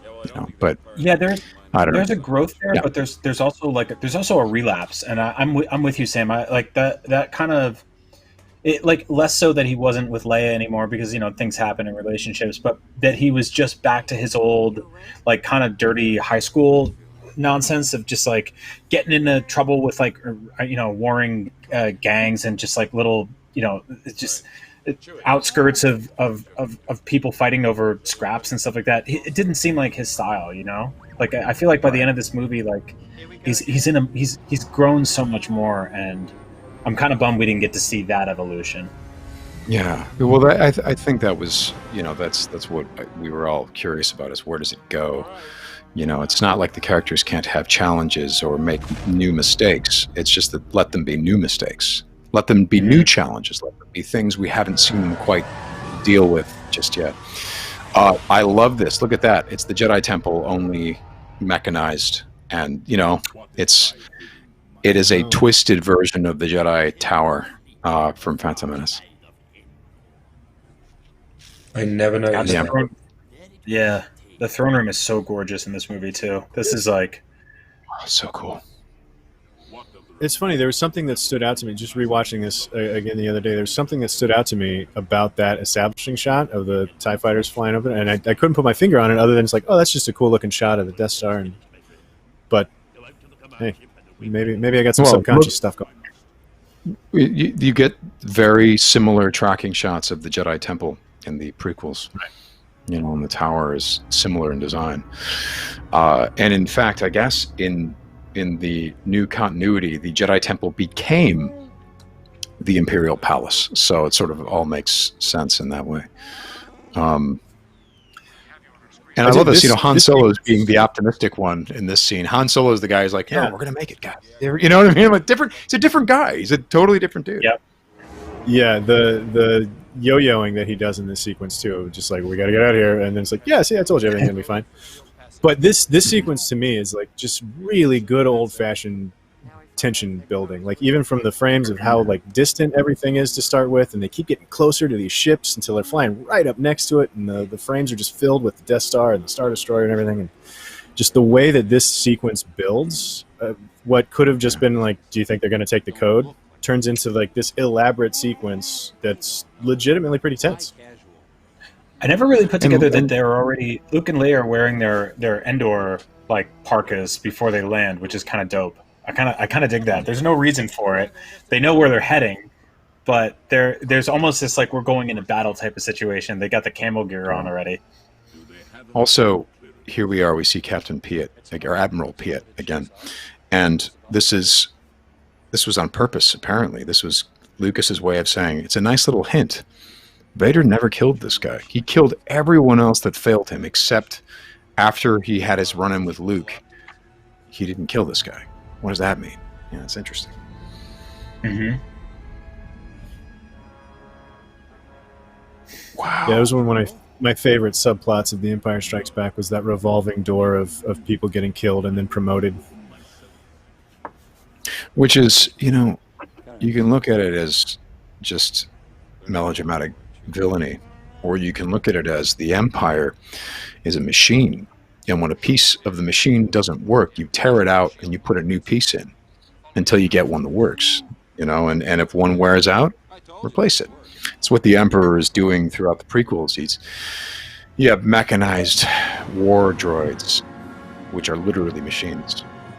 And then he turns people into machines. You have the clones, but then the clones kind of rebel with the Jedi, become people, become heroes. So then after that, the Emperor turns the entire galaxy into his machine, and the artistic style of the vehicles, everything goes away. They all look like boxes, and everything looks mass-produced, and art and beauty and all this stuff just kind of disappears in exchange for cold efficiency in a colorless galaxy. Yeah. It's it drains the color out of everything. The stormtroopers, the clone troopers have colorful armor, and then the stormtroopers just white and black. That's it. And the people become the machine. It's a scary little thing. I have to say, right? Is this what forest is? I was about to say, this is the Marin like forest, basically. Like if you're ever in the San Francisco area, you can basically take an Uber, rent a car, drive like 30, 40 minutes up, and go walk around in this forest, which I've done several times, and I'm just the worst person every time I take people there, because I'm always just like, see, Endor. And they're like, okay, it's a beautiful forest. I'm like, yeah, but this is like, there's Ewoks in those trees. And they're like, all right, speeder bikes. I do like that after, after Tatooine and Hoth and all these extreme environments, I feel like in this one, George Lucas was like, how about my backyard? Can we just everybody come up here? Totally. Totally. This was also the first time we saw one of the best trooper designs. We were Scout introduced Yeah. to the Scout Oh, Trooper. absolutely. Dude, I'm totally with you on that. We talked about this last time. The Scout Troopers, I think by far one of my, probably one or might be my favorite one. But the speeder bike They sequence were in this until movie Rogue right One. here- That's true. That's the- the Rogue One. As is a soon as I really saw the good Death Troopers, I was like, one. and the Shore Well, Troopers. That's a really good but- one. The Scout Troopers This actually blew look, my mind as a they kid. look so much more functional than regular stormtroopers. How audacious, though, that Yeah, they're this still whole sequence white and is black. Yeah. Yeah, this is so. Oh, yeah. This was Oh, the first yeah. very early use of a Steadicam, where they were. I mean, to come up with the idea. I don't know if it was Dennis Muren or part of his team, but the idea was that we're going to take a guy with this new equipment called a Steadicam, walk him through the forest, and then, but is it overcrank or undercrank? Undercrank the camera so that it's shooting 4 frames a second, and then so the walking and the smooth movement of the Steadicam is going to give us a smooth shoot through of this forest. And the fact that this sequence worked at all is shocking. I mean, this is pushing visual effects to the absolute bleeding edge. Is what we're seeing here, and Well, it's still today. It's amazing. Yeah, and there are a handful of shots that are just clearly kind of, well, that's just rear projection because we're looking straight at them. But then there's also these shots that kind of subtly move, and they're going at kind of a 3/4 angle at the speeders, and it's a lot. It's a real mix of a lot of different stuff.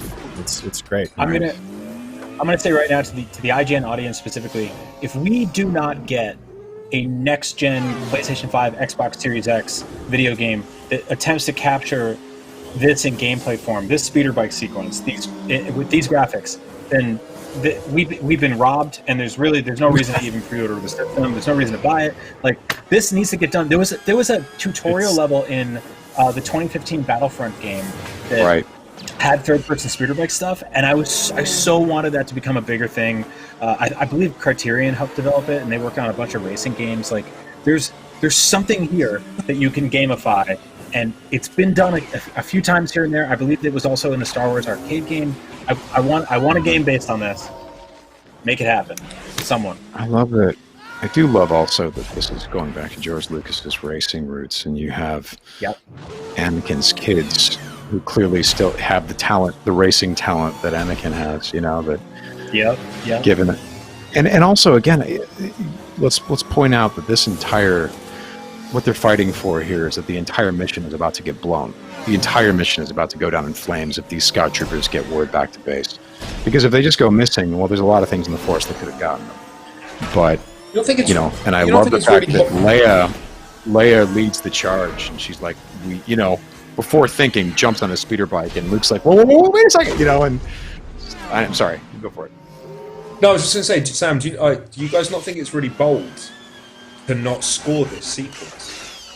It's considering you're totally right. Yeah. You've got John Williams, nearly everything's been scored, and here it's just. Putting John Williams on the bench for this sequence is. But I mean, the sound design of it is so incredible too. Like, we're getting these new speeders, and we're in this new environment, and to just let the sound design really take over. I think it was. Yeah. I mean, obviously it worked, but. Yeah, Rahul, I never put that together. I think that makes me appreciate that sequence even more. I think they honed in on the sound effect for those speeders. It sounded so awesome that they were like, this needs to live on its own. Yeah, there's very little dialogue. There's no music, and it's so tense and so exhilarating, and I love it for that. I think there's a tiny piece just as Luke destroys the last speeder bike that just plays just as it finishes, and then that's it. That's like a little stab. It's when you watch these movies, by the way, so much of where the story goes is steered by Princess Leia. She really is the leader, the person that guides the folks to where they need to be. She is the one that comes up with the plan that starts the entire Star Wars original trilogy. Put the plans in R2-D2. Oh, and my God, here, we'd be remiss if we don't mention a young 11-year-old actor named Warwick Davis. Kenny Baker was supposed to play Wicket, got sick, and so 11 years old. He was You know, 11. Oh my god! he was 11 years old, and you know, as an actor, I watch this performance and I go, you know, that's not easy. What the 11-year-old is doing to have this animal curiosity thing come through. You see, Yeah, he's sort of doing the reminds me of notes. it reminds me of my dogs actually when I see the way that Wicket reacts, and he's such a charming character, and surely the design helps, yes, but without the performance, if this was just a person walking around being a person in a cute suit, it doesn't work. You know, Warwick Davis, look how he's selling this. I mean, it's kind of amazing, you know? It's so charming. It's amazing. Well, he almost does climb up like a kid now that I see it.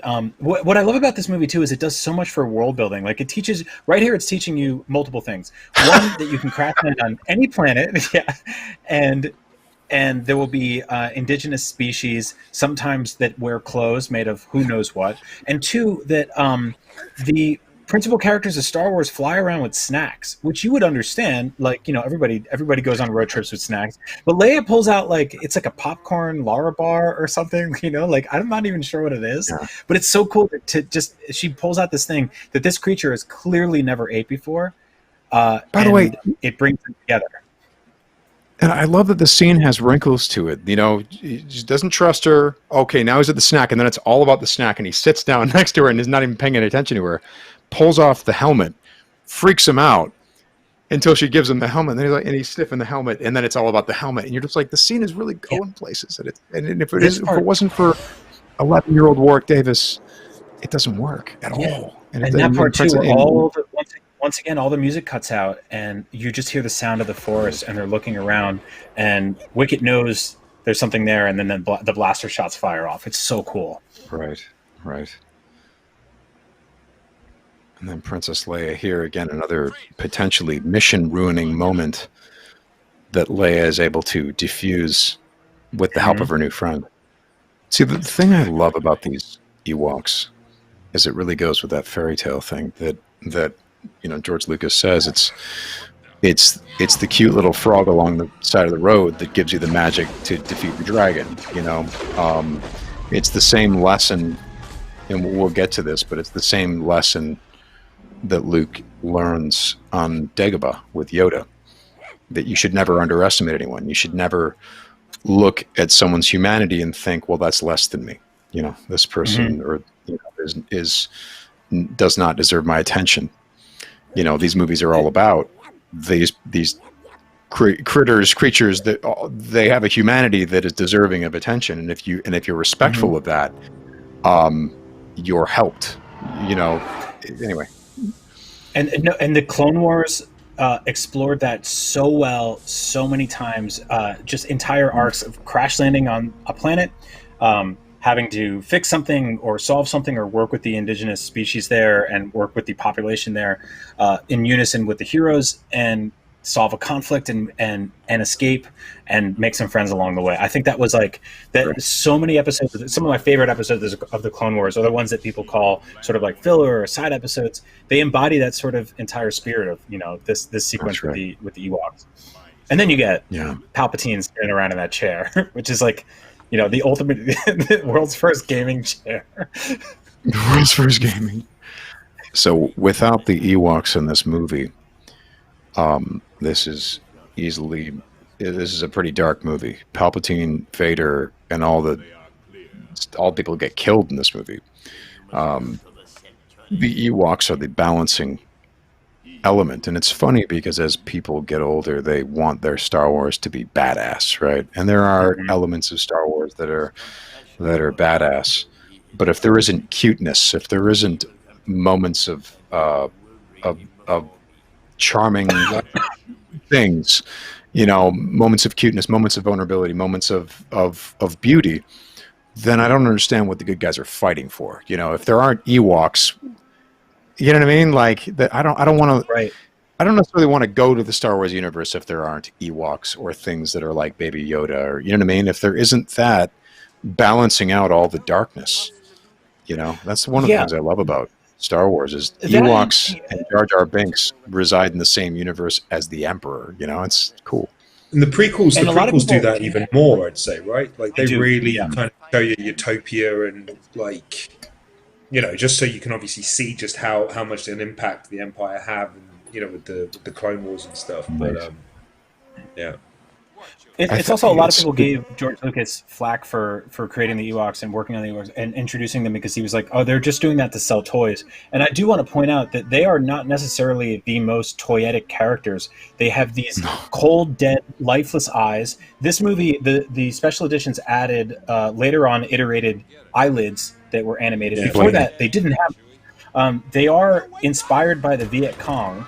They are hunters. They are gatherers, trappers. They'll eat They you. built this net full of disgusting meat. They eat. They were about eat to cook humans. all these. They bang on the skulls of their dead opponents. Like this is not necessarily like this campy, childish teddy bear thing. This is not a Teddy Ruxpin thing. This is like these are strong-willed, independent characters that kick ass in unison.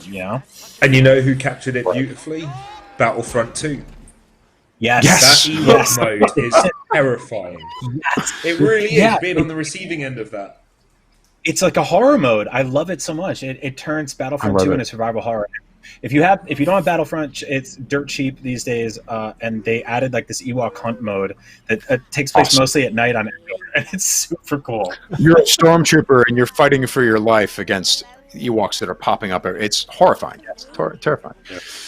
Did you guys ever even the trumpet sounds like when they coming and you can hear and they start playing? Yeah, it's awesome. Yeah, exactly. When you're a kid and you hear, poo, poo, poo, poo, you're like, oh, it's the Ewoks. But when you're playing Battlefront as an adult and you hear, poo, poo, poo, poo, you're like, no. And you're like, you may as well hear, cat, cat, cat. There's Tebow. So here's the interesting thing. There's an interesting. So. Han Solo is about to. He's not going to shoot them, but he's going to fire his blaster in the sky and scare them off. Or he may even initiate a combat encounter. They have a mission to accomplish. Chewbacca isn't down with these guys, and Luke is having an instinct about this. He's going, when have I seen this before? And like I was saying, this is the lesson. Luke Skywalker in The Empire Strikes Back would have failed this test. He would have come in and he would have been like Han or worse and been like, yeah, we don't have time for this. Let's go. We're on the mission to take out the shield generator, and why are we dealing with these stupid teddy bears, right? But if you watch Mark Hamill, he's not that guy anymore. He's like, what are we being taught here? What do we have to learn from this encounter? What are they teaching us? Yeah, I mean, look at him. Everything about Mark Hamill's performance is he's soaking in the details. He doesn't know why he feels like he needs to, but it's because he's gained some wisdom from the previous film. And what is so angry? So mad. There's the dichotomy between the two of them. Right. And Mark Hamill's taking it in stride and having patience, which is something he didn't have in the previous film. And the thing is I'll save that for later when this story develops. But this is part of what I love about Luke Skywalker's journey. This is not Luke from episode 4, and it's not Luke from episode 5. He's not that guy. He's taking a breath, for the first time in these movies. He's going, well, wait a second now. Hold up. This may seem ridiculous. Maybe it's not. And this is awesome situation too. Yeah. Yeah, he is actually almost at this. I love the verticality of the Ewok village. I love the design of this. So do I. The way that they're swinging. There's a bizarre Ralph McQuarrie painting that influenced obviously the most influential person visually for all of Star Wars, Ralph McQuarrie. But for the Ewok village specifically, there's one painting he did which has this giant, almost Yoda-looking troll guy. I don't know if you've seen it, peering over the rope bridges on the Ewok village, and obviously that didn't become part of the. Yeah. Which is wasn't super, that super in cool. Caravan of Courage? Wasn't that? Yeah. Didn't that creature show up in? Yeah. Yeah, and I believe it was made for this movie, and then it ended up in that movie. There's also another thing that happens in this scene, which is really weird. There are chickens, real, actual chickens walking around on the floor of Endor here. That if you watch in 4K on a giant screen, you'll see them. That's one of the few times you see actual. Yeah, there's the ducks on Naboo floating around, and then there's chickens on Endor, and I believe they both have Wikipedia entries. So, Which, hey, if there's humans, Wikipedia or it didn't happen. Yeah. well, if there's humans, then presumably there are other species from Earth that made their For way sure. to a galaxy far, far away. For sure. They even say we're sitting ducks, in Phantom Menace and stuff like that. So clearly they have ducks. They have falcons because of the Millennium Falcon. They have, there are species that are out there.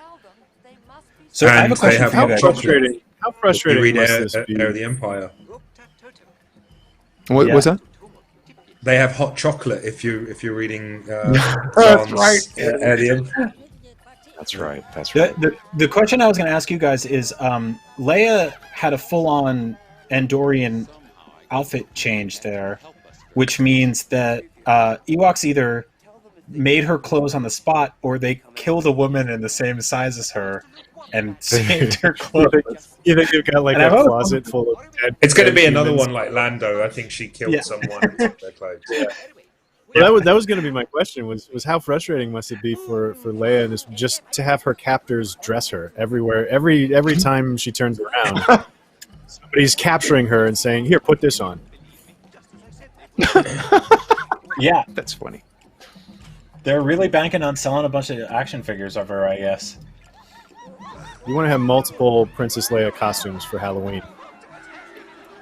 I love also how integral 3PO and Anthony Daniels is throughout these three movies, because he doesn't really get that much to do in some of the other movies, and he's just so wonderful. R2 and 3PO are incredible in these films as characters, as specific characters, as having specific character traits and really having a sense of their personalities and not just their functions in the film. I will falls over. Damn, that's funny. To corroborate my Vengeful. statement from earlier, I did pull up the Wikipedia entry for Andorian chicken, and they're also known as tip yip, which I believe worked its way into the dinner menu at Galaxy's Edge. Hell, oh, that's So- right. I've had it. It's delicious. Yeah. Tastes like chicken. Yeah. Tastes like chicken. And I love that moment with Wicket and R2. I mean, look at Anthony Warwick Davis. It's such a great This is such a performance. cool moment. Han is bewildered. So if you watch this whole thing, if you see this through the lens of a modern day film, well, let's talk about, say, the function of Luke coming to Endor. Because does he stick around? No. I mean, when you look at it in the structure of the story, you're like, okay, so Luke showed up long enough to have a speeder bike chase, and then he leaves to go off and fight Darth Vader. Right. So, okay, that's not really that impressive. And you go, well, no, wait a second.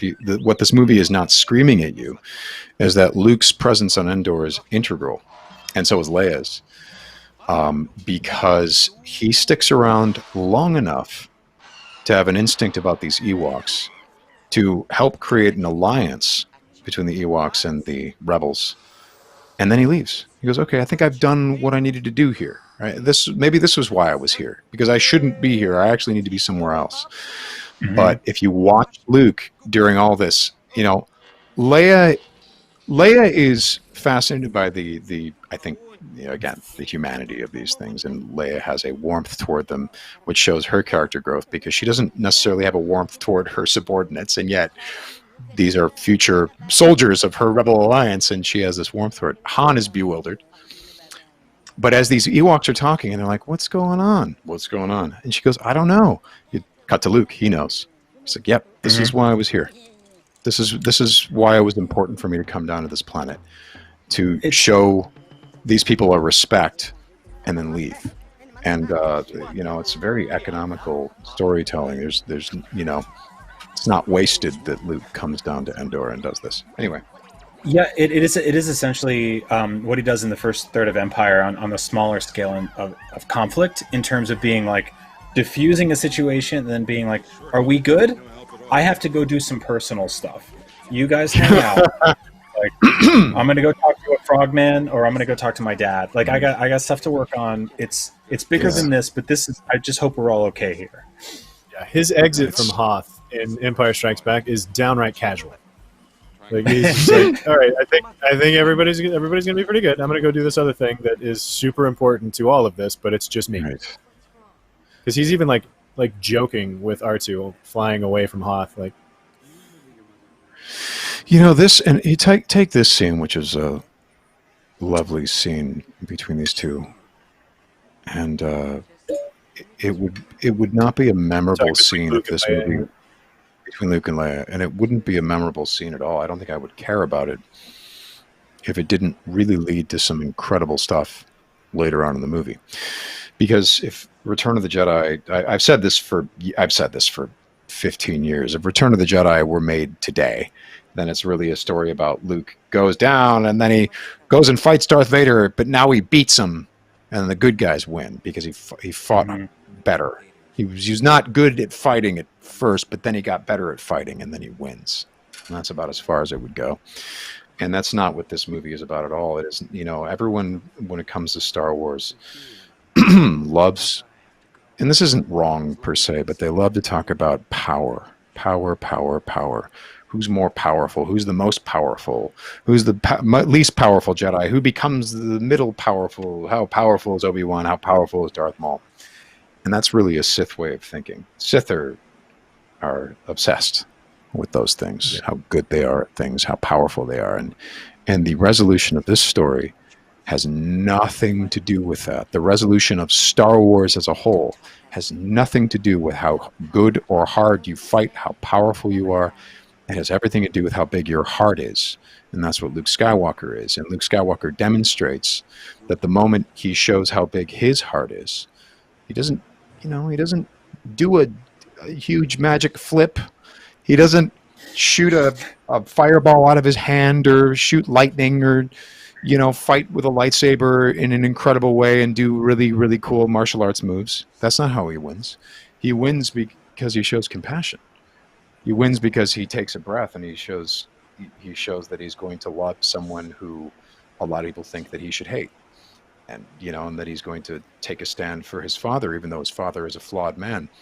That's the victory. That's when he becomes a Jedi. That's what a Jedi is. It isn't, who's the most powerful Jedi? Lucas. Because he showed the most compassion. He's a Jedi. That's what a Jedi is. It's not, I can do incredible lightsaber moves. It has nothing to do with that. It's, that's Sith stuff. So it's why I'm in love with the character of Luke Skywalker. It's, we got another question about a different part of this scene here. Jacob the Hodge, who's watching on Cinefix, wants to know what is your interpretation of Leia remembering her mother in this scene? What do we think about what Leia thinks about her mother? I always just wrote that off to some sort of weird force sensitivity thing. Yeah. Because feelings, right? Yeah. Or you can mistaken it for. You can retcon it to make it work in any direction you want. The best example you can possibly give is what Rahul just said. She was a force-sensitive newborn that remembered her mother. But really, it's just like they retconned that. Yeah, that's okay. Yeah, she. Yeah, I mean the real answer. The real answer like they is retconned. Oh, sorry, go on, Sam. No, go for it. No. You trust me. You probably have something. No, but if I want to hear what you have to say, because I hadn't considered the force sensitivity thing, so I want to hear what you said. Go for it. Oh no, I was just going to say there was something else they retconned, which was we were always under the impression that Yoda trained Ben, and then we got Qui-Gon, but then we later find out that every young Jedi is trained by Yoda first, so that makes sense for the line in Empire. So, anyway. Some of the Star Wars retcons are downright spooky sometimes when they work out. Like, for example, in Revenge of the Sith, I remember sitting in the audience where Yoda goes, "Training I have for you. Remember the Liam Neeson character? Qui-Gon." Yeah. Anyways, and you're just like, what kind of non sequitur is that? We didn't see anything about that. What's going on? And then years later, you watch the Clone Wars, and you're like, he's referring to the Force priestesses, and he's talking about that whole adventure he went on. You know what I mean? Like, it's funny how some of these things work out. This scene, by the way, so much of the heavy lifting of what we think about this character through the 3 movies that we get to know him in is done in this scene. You know, it's Prowse. yeah. I love His this scene. movement. We're talking about this scene with Luke and Vader here. What were you gonna say about Prowse? Yeah. Well, it's the same thing with Warwick and playing Wicket. Dave Prowse's physicality in this, the head turns, the body, like he emotes so much despite being head to toe in the craziest, most suffocating type of costume, and it's just you can feel the conflict without even James Earl Jones's voice. You can just it's Dave Prowse's physicality is incredible. Exactly. The way he waved the lightsaber, that name no longer has any. He's like, that really angered him to hear the word Anakin Skywalker. Mm-hmm. He didn't like that. And he look at the way he's standing. You're totally right. He's still seething. And it not makes how you he normally stands, where he's in control. Yeah. And he lights him. You're like, is he gonna stab Luke in the back? Like, I remember being really scared as a kid. And this entire, I mean, there are some beautiful shots and settings in this movie, but this entire scene takes place in that area between where you get off a plane and you get in the terminal. Like, this is just a tunnel. This is just a random ass tunnel. And they have one of the most important, the jet bridge, one of the most important moments for their entire lineage, their dynamic, their family, everything happens right here. Where you get, wait for your luggage. After all this anger and him freaking out, for him to say, you don't know the power of the dark side and it's too late for me, that admission is shocking coming from Darth Vader. Hold on, my boy still wants some food.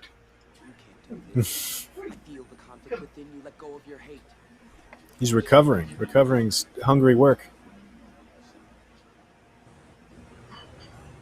Yeah, it was like, we're going to say?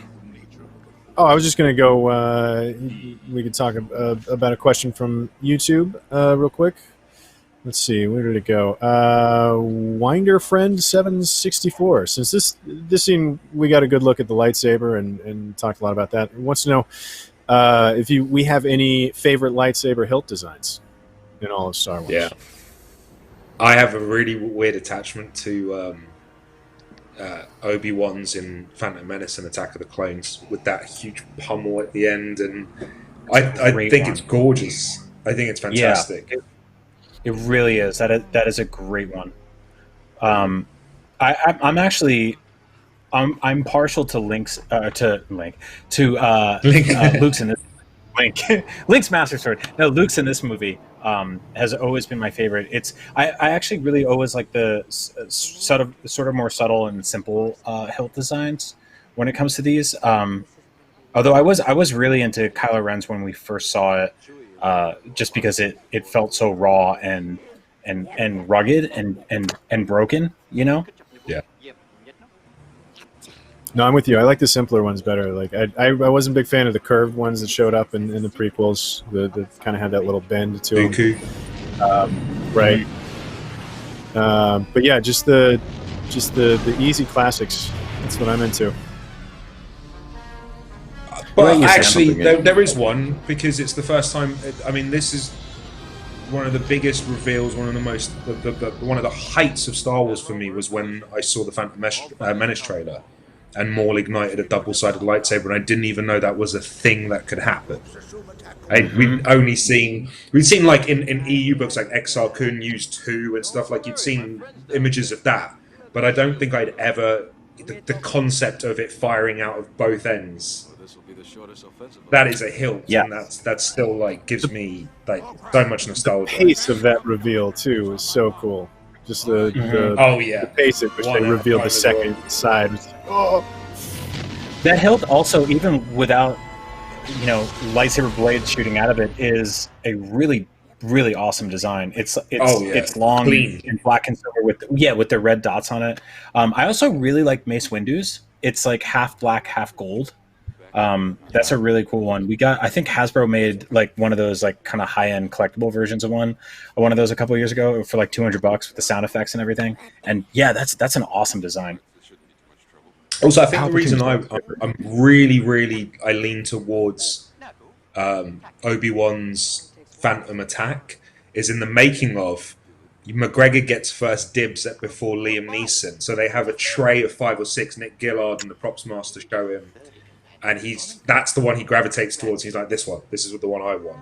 And then you can see Qui-Gon's one there was rejected by Ewan, so there was already this idea that like Ewan spotted that and was like, that's mine, and I don't know why. I'm such a big fan of it. It's like, it's mine too. Funny enough, Ewan's choice is not that far away from Alec Guinness's lightsaber. You know, there's certain design elements that they both have. Just a small departure here. This is me getting personal with Sam. Sam, have you painted any Scout Trooper minis yet? Oh, yes. Speeder bikes. They're so much fun to do. That was one of my favorite miniatures to paint.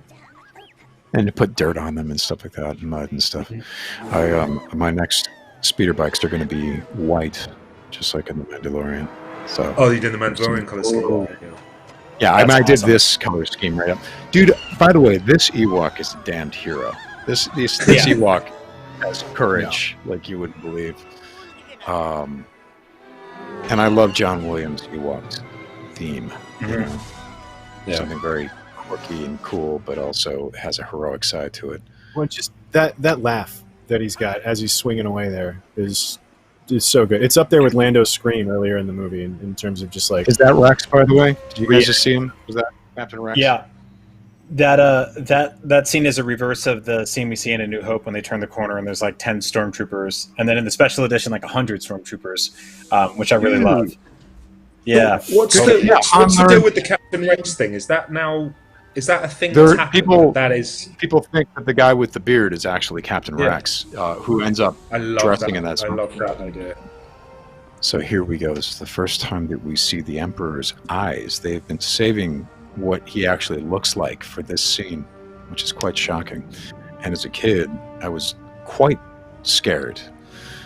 This entire setup by the Emperor and learning about the trap and having Vader and the Emperor taunting Luke the whole time seemed so unfair. It seemed like a no-win scenario. Kobayashi Maru, did not know how he was going to get out of this. Didn't make any sense. Sam, any insights into why Ian McDiarmid as Senator Palpatine speaks with an RP English accent and then is somewhat German at this point? Like, is he German or Scottish? He's got a little bit of something going on, right? There's something. I think it's because my insight, because it is a slightly different dialect. I'm looking forward to completing your training. The whole. He's got a slightly different thing in this than he does in the prequels, and then also in the sequels. My boy. That whole thing. But I think it's simply because he's just older and he'd been living in England for longer. I think it's that, because it's a Scottish accent.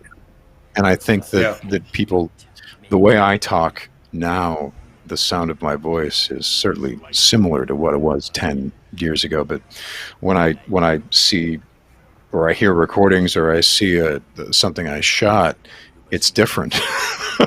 It's a little different. So I think it's just that. That's my guess. Yeah. There's actually somebody left a question in the Cinefix chat. Jules Nagit, question for Sam about Darth Maul's voice, and how do you get the nuances of Darth Maul's voice? And I guess to build on your point that you were just making, like how do you keep it consistent throughout the length of time that you've been playing a character? With Maul's voice, yeah, well, it definitely it changes. Maul's voice is different now, the older Maul than it was the younger Maul. Depending on when we do Maul, I always ask what era Maul are we doing, because you go closer to the Phantom Menace Peter Serafinowicz thing, the younger he is, and then the older he is, the more he starts becoming very colorful and weird. But between the Serafinowicz voice that was established in Phantom Menace, I took a lot from Palpatine. Because I'm like, what's his dad, really? So we would have learned a lot of things from Palpatine. His sense of humor is Palpatine's sense of humor. You know, when things are going well for these gentlemen, everything is hilarious. You know, only when things are going well. That's great. You look at this. But I'm afraid the deflector shield will be quite operational when your friends are. He's hilarious. He's having a great time. It's so condescending to your friends. Your friends. Dude, if you ever watch some of the behind the scenes on this, Harrison Ford was just screaming at these guys. You know, like when the door was supposed to open up on the reverse shot, where they didn't actually blow the door, Harrison Ford goes bang, you know, just to scare the other actors, you know, turning around, which I love. It's commitment, you know. He's like, no, I want to get these guys have to have something to react off. So You're supposed to be scared of me, yeah. Ben Burt, there he goes. This Was that Ben? That was Ben Burt. That was Ben Burt. I know. getting knocked over there. That was always the funniest death to me, because like.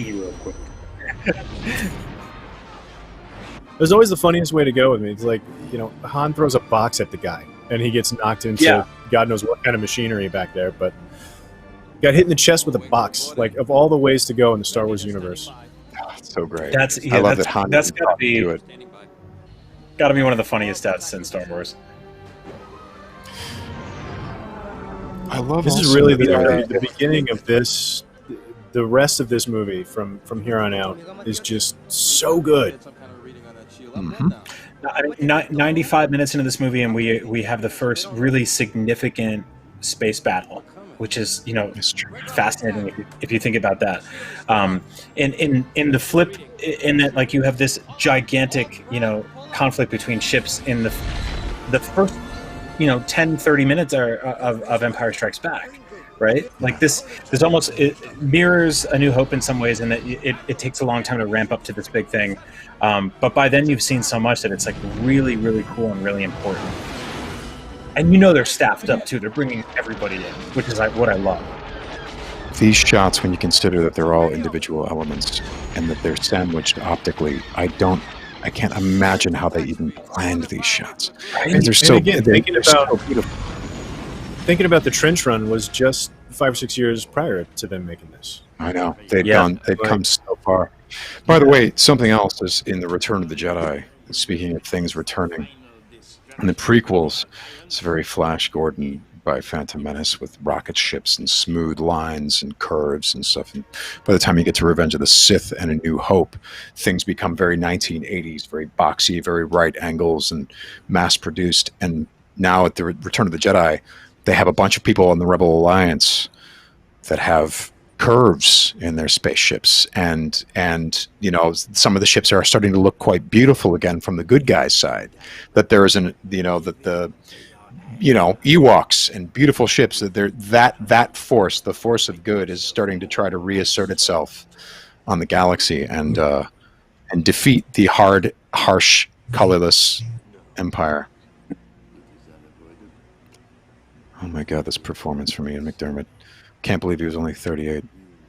This was where, in the versions I remember, there was the painted on slot to cut. It was showing too much of Ian's face, right? So they had the permanent blob. He's also, through most of his character development in this film, he's sitting until he's not. And you're like, oh, you can do that? Like, that's when... You can walk. You're like, you can walk, you can shoot lightning. Like, you see some stuff that you didn't really think you could see. Shout out to ATSTs. Right. So cool. Also, the fact that not ATSTs. ATSTs. No, not ATSTs. the ATSTs being stop action again. It's like old dirt. Special effects technology, but done better than it's ever been done with the go motion. How they'd have certain areas of the model vibrating, so that when you photographed it, it had motion blur, so that the movement was a little bit more. It looked better. It wasn't as herky jerky, and whatever herky jerkiness remained felt like a mechanical thing, because they were mechanical things. I mean, just the fact that they figured out, like, the way to make it look more realistic is the thing that's missing is the parts in between. Yeah. The movement from point A to point B is the thing that's missing. Yeah, the keyframes disappear, and it just feels like it works. I was ecstatic when these things started popping up on the Mandalorian, and they're all battle damaged and rusted out. Like, that made me so happy. You know what made me happy when I was a kid was when these Ewoks all jumped out of the forest to attack the Empire. I think that, there's something about, say, Yoda that children really liked, because the most powerful, I'm using the word powerful, the most wise character, the one that had the most that you could teach, was the smallest character, and kids spend their time being smaller than everyone. So I think that when kids see the Ewoks rising up against the Empire, it's also very exciting. First of all, it creates a great David and Goliath situation. I mean, these Ewoks are losing this whole battle, but what they're doing is buying time and distracting the Empire, even though they're getting killed, which is just, horrifying. But they're still, their heroism is what really counts. The fact that they're making this attempt on the Empire, and I think for kids, again, you see these small, innocent creatures standing up for for what's morally right, and I think that's another powerful thing about Star Wars, and why it can't just be everything's so badass, and this guy has 3 double-bladed lightsabers, and then he's got red face paint, and that's part of it, but you have to contrast that with these truly warm, innocent elements, and the warmth and the innocence and the color, and the needs to contrast and fight against the dark, sometimes badass elements. It's such a good point. It's also they're using weapons like kids would make weapons in like a fight in the woods, or they're using zip lines and rope swings, and if there was snowing, they would be using snowballs. Like, they've got these makeshift catapults. It's like if you had an entire Saturday when you were 10 years old to hang out in the woods with your friends and like make a bunch of cool stuff, make a bridge, make a catapult, make a zip line. This is the kind of stuff you'd be doing, and they're using it to fight against the bad guys who we've seen as the most impressive army in the entire galaxy. I did too. Like, this movie made me go out into the woods and try to build a catapult and try to have like logs swinging at each other, and like there's this great scrappy Home Alone vibe to this fight. Like, I just loved it when I was a kid. Great. Like that's the part of the VHS tape that I just put out. What a sweetly balanced movie too, because you have the Ewoks. You can imagine a lot of adults in the theater may have rolled their eyes at the Ewoks, but then they would have perked up when these space battles happen. They would have been like, "Oh my God!" And the adults are fighting in space, and then you're having this extraordinary philosophical battle between Luke and the Emperor and Vader. There's a lot going on at the end of this movie, and a lot for a lot of different types of people. And a lot of different ages, a lot of different age ranges. I mean, when the Death Star comes alive, this is about the most grim thing ever, because I remember as a kid having a sense of how big the Millennium Falcon was, and then seeing that the Millennium Falcon was tiny in comparison to one of the big Mon Calamari Star Cruisers. So when the Emperor starts blowing up the Star Cruisers one by one, even as a kid, I was like, there were a lot of people on that ship. Oh no! And there were a lot of people on that ship, and oh no, he's killing us all, and he's doing it easily. This is bad. This guy's a bad guy. I remember this was not lost on me, the cost of these moments. Well, it's because this is a series that has created this love for every single foreground and background character, where you sort of nurture a relationship with almost everything you see. So when something blows up, it's 100 of your toys, or 20 books you read, or 50 Wikipedia entries. Like, it's whatever your entry point was, you start to care about every single character and why they're there, and so it means something. You're so right. Dave Filoni loves Plo Koon, so when Plo Koon got destroyed in Order 66, that must have hit him in the gut. Right. He built a Plo Koon costume. He was showing up to Revenge of the Sith in a Plo Koon costume, passing out action figures to kids, and then Plo Koon gets wiped out. Yeah. Did he at least know it was coming? I love that 3PO. By the way, I love that 3PO says, This is no time for heroics in the middle of the climactic battle for the fate of the galaxy. Now is not the time for heroics. That's great. It's the only time for heroics, 3PO. Come on now.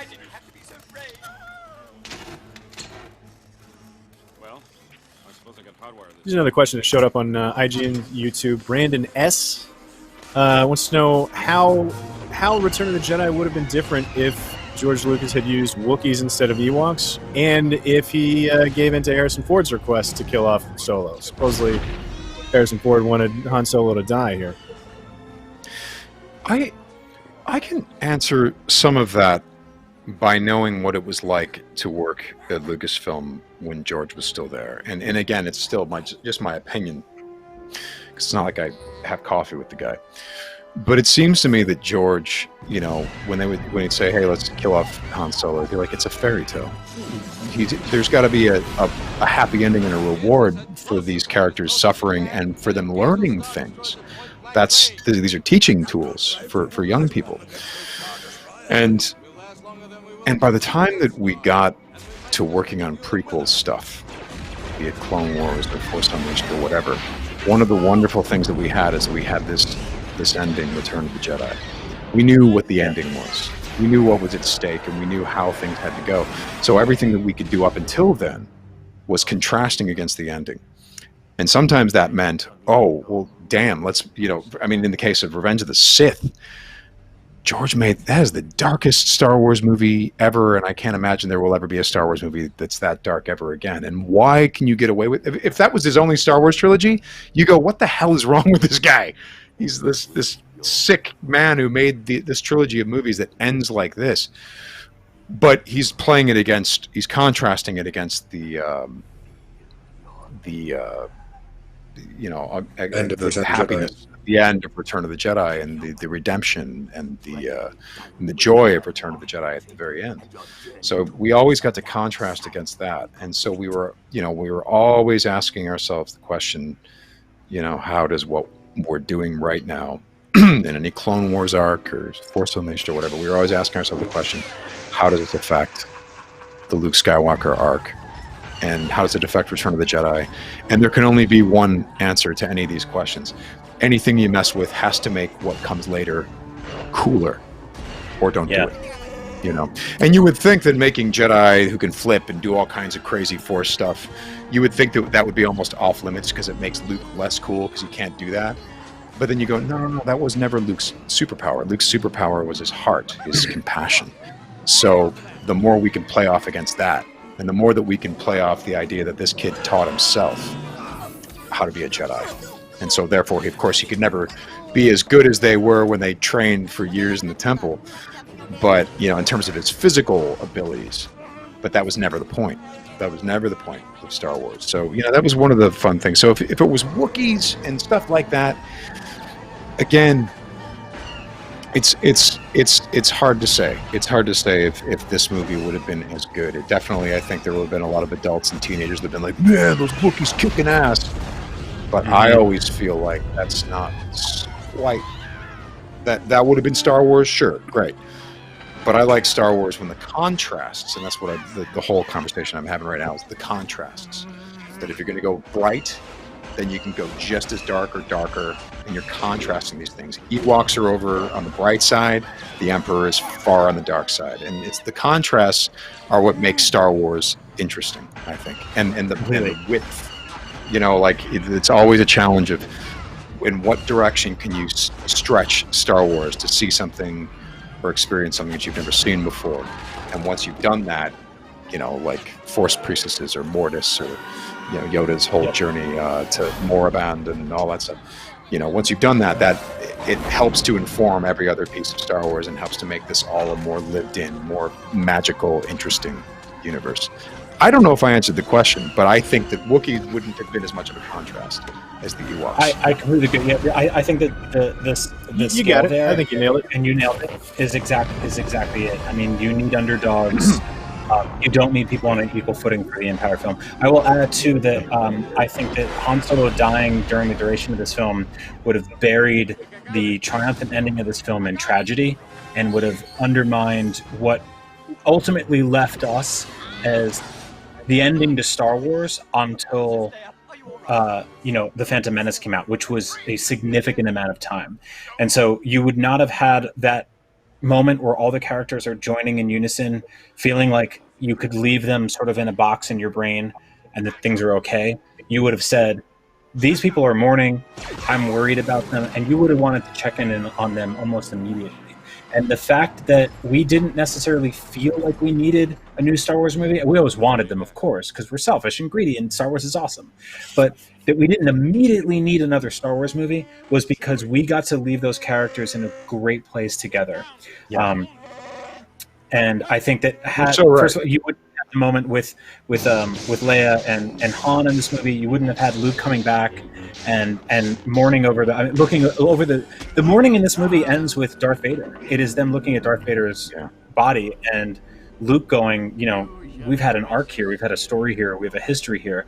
If they were doubly mourning Han and they showed us Coruscant, it would have taken you away from everything.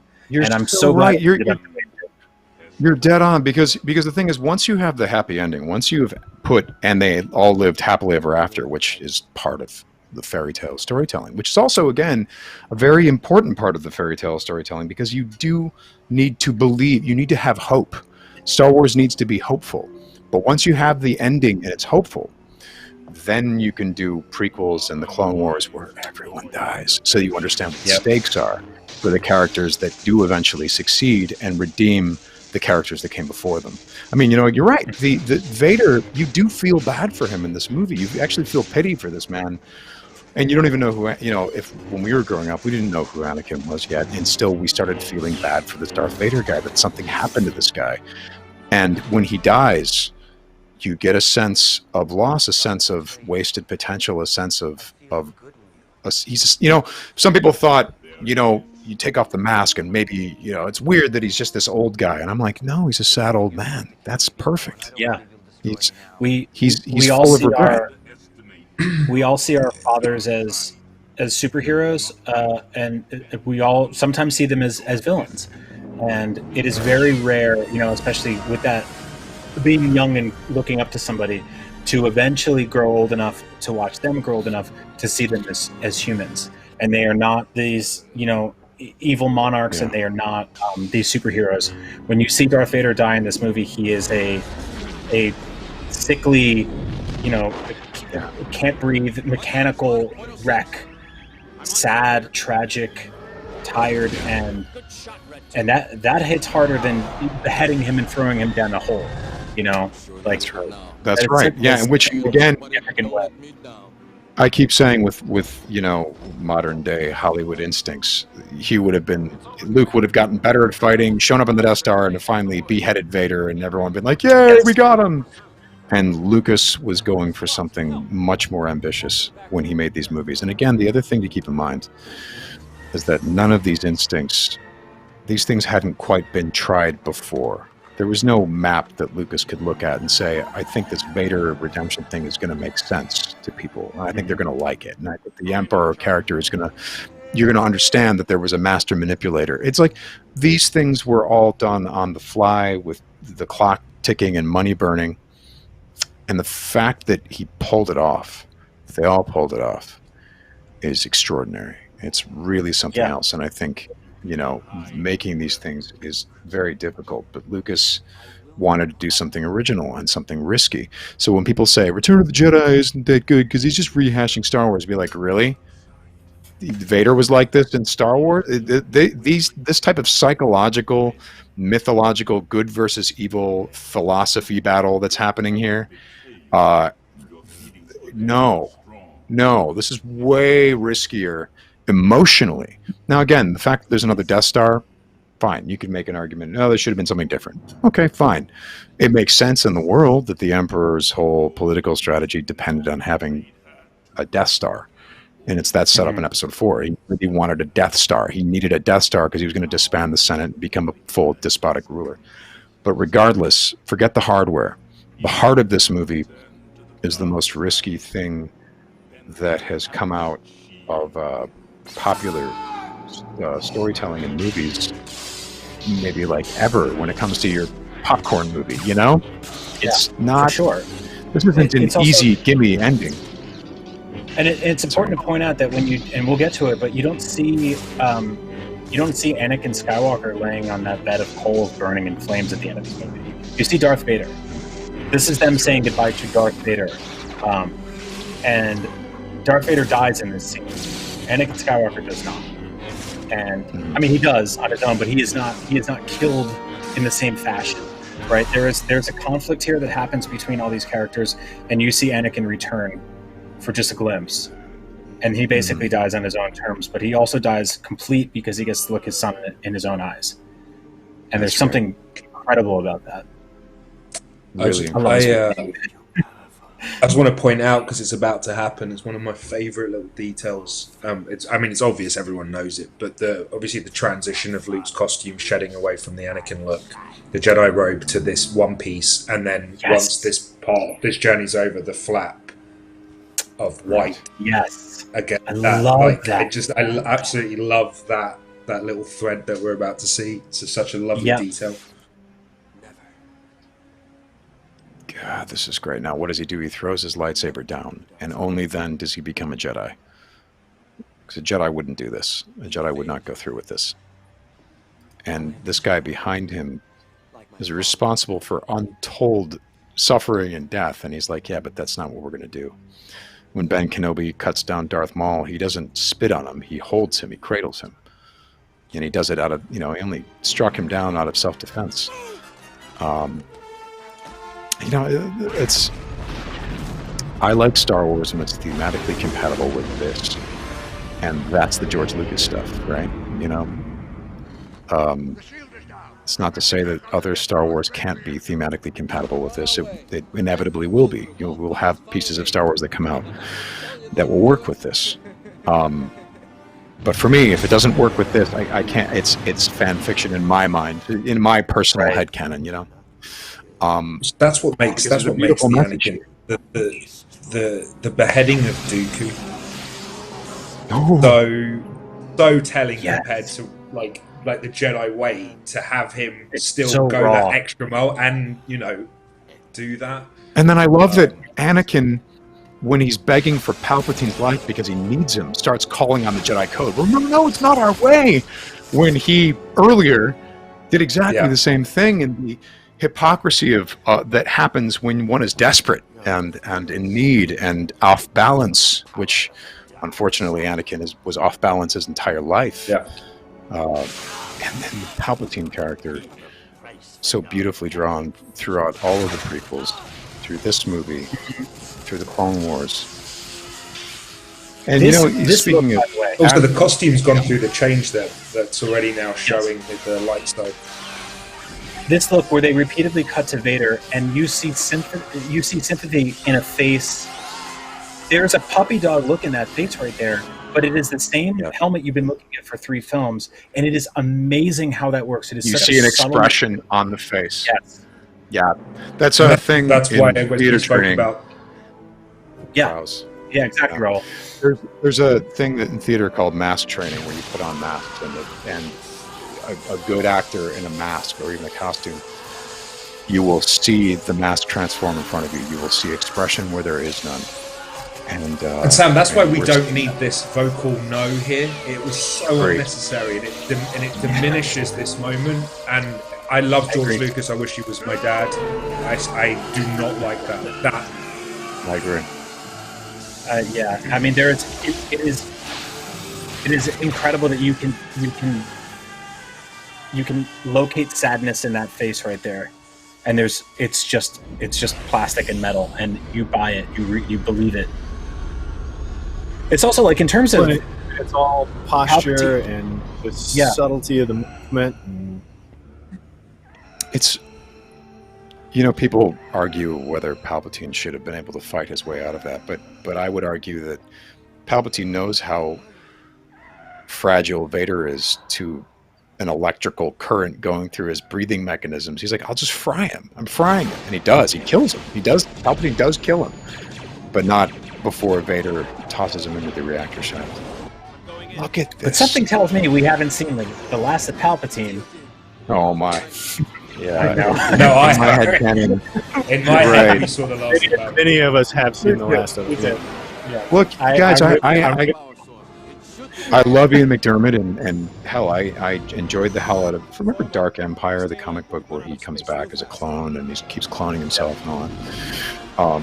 I loved that comic book, but I was also like, yeah, but this is an alternate universe version of Star Wars because if Palpatine's it kind of muddles the fairy tale, doesn't it? You know, even as a 12-year-old, I was like, it doesn't quite work, you know, right? But I want to read this. And I got totally into it, and I loved it. But it's the same way I feel, you know, I loved seeing Ian McDermott again as that character, but I'm like, this is not giving us more than Return of the Jedi gave us, you know what I mean? And that type of thing. It's a different man's fairy tale. This is George Lucas's fairy tale, and I think it's fair to say that this was George's work, and that over there is someone else's work, you know. And I think that's fine. And if you love it, you know, no problem with that. You enjoy the things you enjoy, but this is, to me, encapsulated it's you know, pitch perfect ending for the Star Wars saga. Yeah. Yeah. I mean, and again, you know, let's also make that very clear. I mean, like, you know, there are so many things that I love. I always talk about the Conan stuff. I love Robert E. Howard, but there are also things that were not written by Robert E. Howard that I think are just brilliant Conan stories. And same thing with Star Trek. There's plenty of Star Trek that I love that isn't Roddenberry Star Trek. So these things can all exist because they're all stories. And in fact, if people are not contributing and putting their own heart and their own different take and their own different thesis on things like Star Wars into Star Wars, then it just dies. And I don't want that to happen. You know, people have to have very strong opinions and do their risky things and make their stuff. Yeah. And then as an audience, we get to cherry pick. I like this. I don't care for that. I like that, and make that our own thing. You know. Exactly. Now, this reveal, to me, is I would say one of the saddest moments in the entire saga. Just seeing Anakin Skywalker, seeing Darth Vader unmasked, thinking it would be this big reveal, he would be this evil, menacing person, and it's just shedding layers of tragedy here. It just gets sadder and sadder and sadder. I was really glad the helmet is in two parts for that exact reason, right? Like, no, you're right. It could have all come off in one piece. But the fact that when you pull off the front piece, this junk isn't impressive. It looks painful, actually. All this stuff underneath the helmet. It shows how much pain and weight artifice on top, and the actual gears of it are underneath everything. Mm-hmm. Mr. I Love the Ants on YouTube says, cue epic harmonica solo. Yeah, right. That was a great. Yeah, but I mean, seeing even like in his head and the tears in his face, like, it's just tragic, you know. Oh boy. And how different the voice is.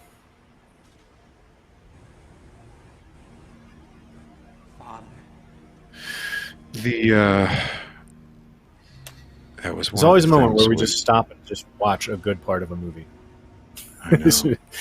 Always one of those quiet, like, yep, no, this is just great. And the way this is all edited together between the exciting moments and the heartfelt moments and the moments of triumph, balancing moments of bigger triumph, emotional triumph versus this battle against the Empire. You got to remember, this is the first time anyone had really done this, where you're balancing these three different stories against each other. And, you know, Lucas is an editorial genius. I mean, this was, you know, the way all of these stories interlink and detonate at the same time. And lining up, you know, I forgot, I wanted to mention this real quick. Oh, sorry. Yeah, go. I just wanted to give a shout out to B-Wings, and because that's the first time we ever saw B-Wings, and we completely forgot to mention. And I think A-Wings, right? Because we didn't have A-Wings in Empire either. Yes. We got B's The and smooth A's ship. in the same movie. Yep. B-Wings and A-Wings, the smooth ships of the prequels are now starting to return to the galaxy. You know? Yeah. And I do like that there's so many different styles of ships in the Rebellion fleet here. I mean, it looks cobbled together. It looks just a hodgepodge of like the one, right? It's what do we got? Because that's what we have to fight with. This is all. I mean, it's also the hard cut from Anakin Skywalker / Vader's death to, hey, by the way, we still got stuff to do. You know, which I love that so much. You still get another minute of ship battle. You still get one of the best explosions in all of Star Wars, which I will maintain did get better in the special editions for this particular scene. By the way, that was the first wall of fire to chase anything, and people have now copied that. I mean, even what was it? The Gina Davis Samuel L. Jackson movie. I think it was Long Kiss Goodnight or whatever. They even had a wall of fire that they were running down a hall from. I mean, everyone was copying Return of the Jedi after this. In Return of the Jedi, the only reason it works is there's spaceships. I mean, I remember even as a kid, I'm like, an explosion goes like this, but these are spaceships. So the spaceships are going just a little bit slower than the actual explosion. Blew my mind as a kid. I was like, I see what's happening here, and this is insane. They're outrunning the explosion. And I thought that was amazing. It's so cool. Yeah. It's also, you know, giving Lando that moment of sort of flying into the center of the Death Star that, you know, they gave Luke in the first film. That symmetry there is so awesome, and it's also such a perfect redemption arc after the last movie, which I know a lot of people went into this movie angry at Lando because he betrayed. And I remember seeing him talk at Star Wars Celebration, and he was like, "Are you mad at me because of what happened in Empire? Or are you proud of me because of what I did in Jedi?" Because like in Jedi, I think there was a good arc there. Yeah, Lando Calrissian ends up, because the thing is, even in The Empire Strikes Back, if you watch it, didn't have much of a choice. But here he is destroying the Empire's centerpiece with great bravery and skill. It says a lot about Han too, because as far as Han knows, the last thing he remembers was Lando, turning him in and turning on him, and then he wakes up and he's immediately like, "Oh, I'm going to save Lando from the Sarlacc pit." So there's something to say for this, that. By the way, this was the first time as a kid who grew up with a Hindu family, right? Despite me not being Hindu. I was petrified of cremation in our religion, and the fact that when I was a child I was like, I'm going to be cremated, it's not my choice.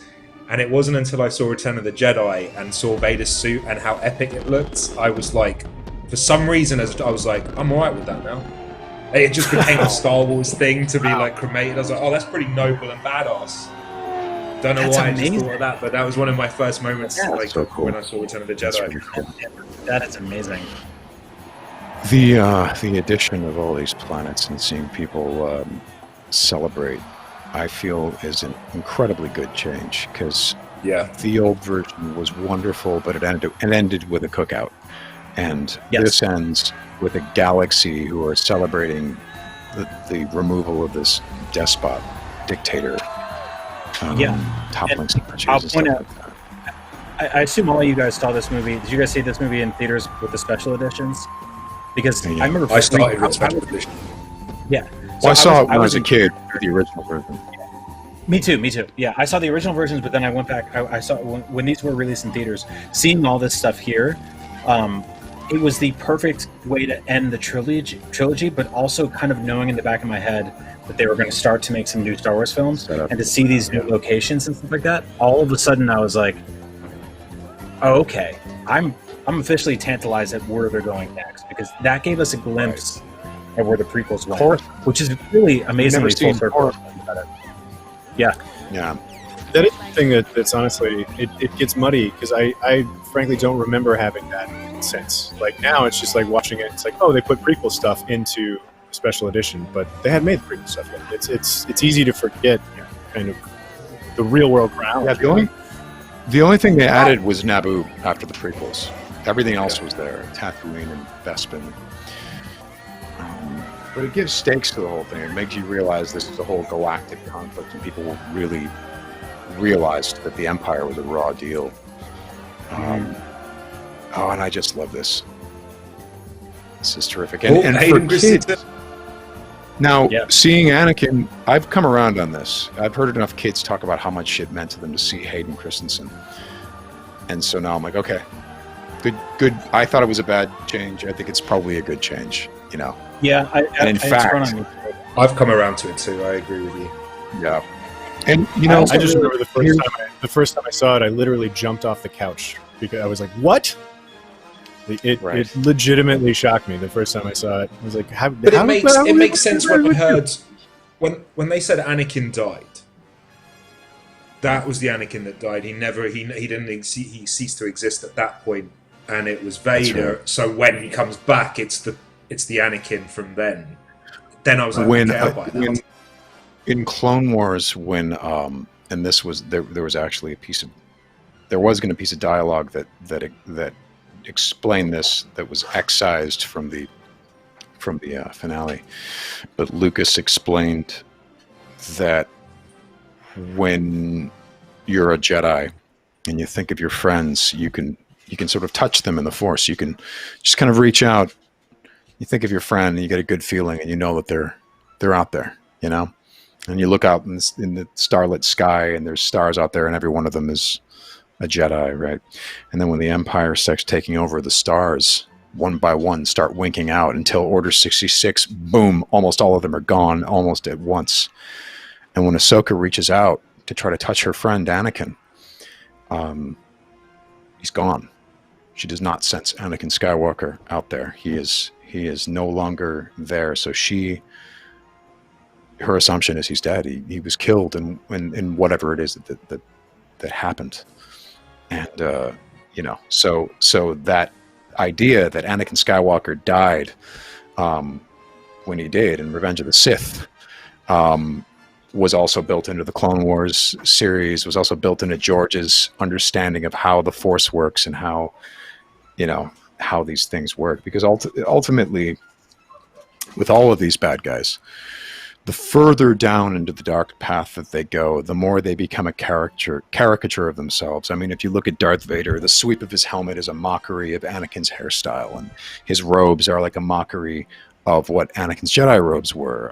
You know, even Darth Maul becomes a twisted mockery. It'd be spider legs and all kinds of weird stuff. Palpatine is completely a caricature, an evil caricature of Senator Palpatine. The darker they go, you know, it's like if you never hear the word no from anyone, or you refuse hearing the word no from any other human being, you're no longer living in the real world, and suddenly you start behaving very strangely, and you start living this strange, you know, Howard Hughes type thing, you know, except in Star Wars and the dark side. So the idea that Anakin became a different person, you know, that's part of the DNA all the way back from these movies and all the way through the Clone Wars, all the way through the prequels, all that stuff. It's fun, interesting stuff to think about.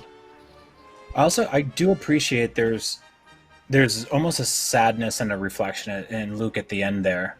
He has a couple of moments by himself. I don't necessarily think that justifiably dictates the arc for which we see him, you know, theatrically after that, 30 years later. But I do think that there is something there. There's a moment of reflection. There is a moment of sort of digesting every single thing that's happened so far and realizing that, yeah, he has some friends and he poses in the photo with them, but like a big part of what defined him that he chased for so long is burning on these bed of coals right now. And now what? You know, and so many adventures can be painted in your brain from there. But I do appreciate that he has a couple of moments right at the end there to sort of breathe and look and take it all in. And then they do the big 1980s high five, freeze frame, crowd shot thing at the end. But there is that moment where he's kind of like, yeah, it's like they're sitting for an oil painting. I love it. Yes. Well, guys, thank you for watching Return of the Jedi. Thanks for returning. And we got a couple other questions if you don't mind sticking around for another minute. Absolutely. Let's see. Easy E watching on IGN's YouTube channel. Which era do you guys want the next Star Wars film to be set in? New era. Something brand I want something that we haven't seen. And preferably something that's hundreds of years away from what we've seen previously. Something that you can really set out in a different direction that doesn't necessarily directly affect what we've seen so far, or is directly affected by, you know. I agree. Yeah, I'd like the Old Republic.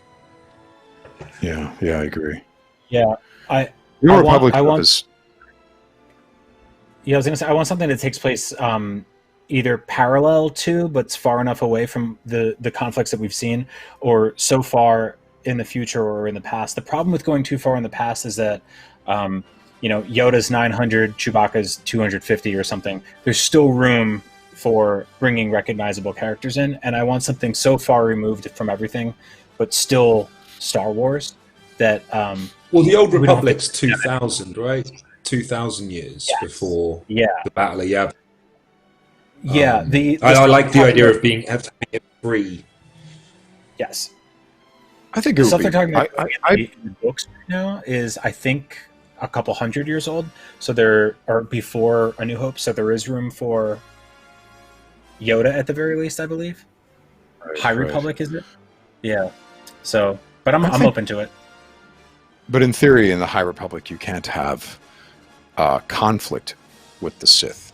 They're around, but they're in secret, and they're doing. No one knows about them, And there's only two at any given time.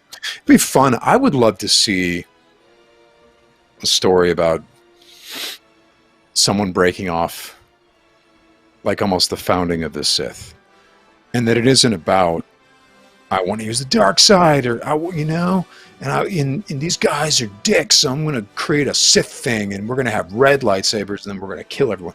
No, I'd like it to be some guy in the middle of an extraordinary conflict, or some lady who goes, "Hey, we have no choice. I had to shoot that guy with a little bit of lightning out of my hands. I'm sorry. Yep. Or I did this, I did that, and that they're like, I'm not what you think I should be. I'm a gray Jedi. Like that the intention is I'm using the totality of the Force, but I'm using it judiciously. And yes, I'm using this stuff that you're afraid of, but I'm not going crazy with it. And then watching that descent and turn into the Sith. That it's all from good intentions. But I think we've already done that with Anakin. What's that? You and Easy both. The second part of Easy's question was that he would like to see or Easy would like to see a Force/Sith Origins flick. So Easy's right there with you. You'd have to be careful not to retread the Anakin story, because it would have to be. I think there's a way to do that, but the idea that the Sith did not start because of like there was a fallen Jedi, but not necessarily so jilted. Really, just like, no, I'm going to be because like a lot of people love this idea of a gray Jedi, and my personal belief is like that's the path of the dark side. You think you're bigger than the dark side. You think you can control the dark side. Well, that's what the Sith think. They all are like, no, the Force exists to serve me, and I can do this and I can do that, or I could force do a nice thing. And I'm fine with it. I'm okay. I'm in control. And next thing you know, their skin is white and their eyes are yellow, and they're like, "I'm in control. It's me. No one says no to me, and I do weird things. I wear weird clothes now, but I'm still the same guy. Come on, that type of thing." Mm-hmm. I will say too, I want to give a shout out to Mandalorian for highlighting some of my favorite corners of Star Wars, which is, dive bars and robots and droids, smugglers, bounty hunters, all that stuff that is far removed from the sort of mythos of the good and evil of lightsaber battles and Jedi and Sith, which I love. I adore all that stuff, but I do also love the sort of gritty corner pockets of the galaxy, and I think that's a show that's doing a really good job of highlighting that stuff. I agree. Sean Bauer, who's watching on Cinefix, asked, that's great. What you like to see explored in The Mandalorian is that kind of thing. What do we? Sean also wants to know what we want to see out of the Obi-Wan Disney Plus series whenever that happens. Anakin. I want to see Anakin. I want to see Maul. I want to see flashbacks. I want Anakin and I want snips, because if the story is about a guy who's mourning the loss of all of his friends in the Jedi Order, mourning the loss of purpose, mourning the loss of his best friend, don't we need to see moments where we see what was lost, see moments of that? I think you have to bring Hayden in for at least a few scenes. I have no idea what to do in that show. I'd like to see Joel Edgerton reprise his Yes. his Owen. Yes. That'd be awesome. Uncle Owen. Yeah, I kind of want to see. I want to see restraint almost, because I think that this is a Jedi ostensibly in hiding, who is trying to deflate conflicts without overtly showing how powerful he is. And I think there's a lot of nuance in the way that character is portrayed, where it is not necessarily guns out, sabers out all the time. And Ewan McGregor he's a phenomenal actor. And I think that the moment to moment of him interacting with other characters and defining battles without actually killing a ton of people is really what that character is all about. And I think there's going to be a lot of really awesome stuff happening in the moment to moment there that is going to really define what that show is. The fact too that it's a limited series makes it really special to me too, because I think that you have a little bit more room to sort of go, here's who this is. We know the end caps of this story. Let's define the center right here. Well, guys, thank you again for watching Return of the Jedi. We're wrapping up. It's been Star Wars week here at IGN all week long, so we're wrapping that up. And I guess, I mean, closing thoughts, guys. Star Wars in general. We talked a lot about sort of our experiences with it and what it sort of meant it. But what has Star Wars meant to you guys? I have a very quick Rahul, answer. start with you. Yes. It changed my career. I became an actor because of Star Wars. That's it. It's as simple as that. It changed my entire life. I was going in one direction. My father bought me the VHSs. I saw them, and boom. Here I am now in Vancouver on production, and this is directly because of those 3 films. That's it. That's great. Yeah, I'll say it. No, you go for it, Sam. Oh, yeah, similarly, I think I got into this storytelling thing and became interested in that because I was interested in these stories that were told so very well. Yeah. I'll say it taught me to be scrappy, to work with limited resources and create, to collaborate. These are all great philosophies of things that happen behind the scenes in Star Wars. It is a bunch of people saying, no, that's not possible. And a bunch of creative people saying, but what if we did this? And I love that ideology. I love that philosophy. And I think that will forever define not just my creativity, but the creativity of generations. Yeah, that's great. All right, guys. Well, thanks again. Thanks for joining us here on Watch from Home Theater. And I guess the only original trilogy that we're missing is A New Hope. So if you guys ever want to come back and watch Star Wars again, we'll be here. Totally down for that. Love that movie. I'm totally down for that too. This is too fun. All right. Thanks, guys. We'll see you on the next Watch from Home Theater.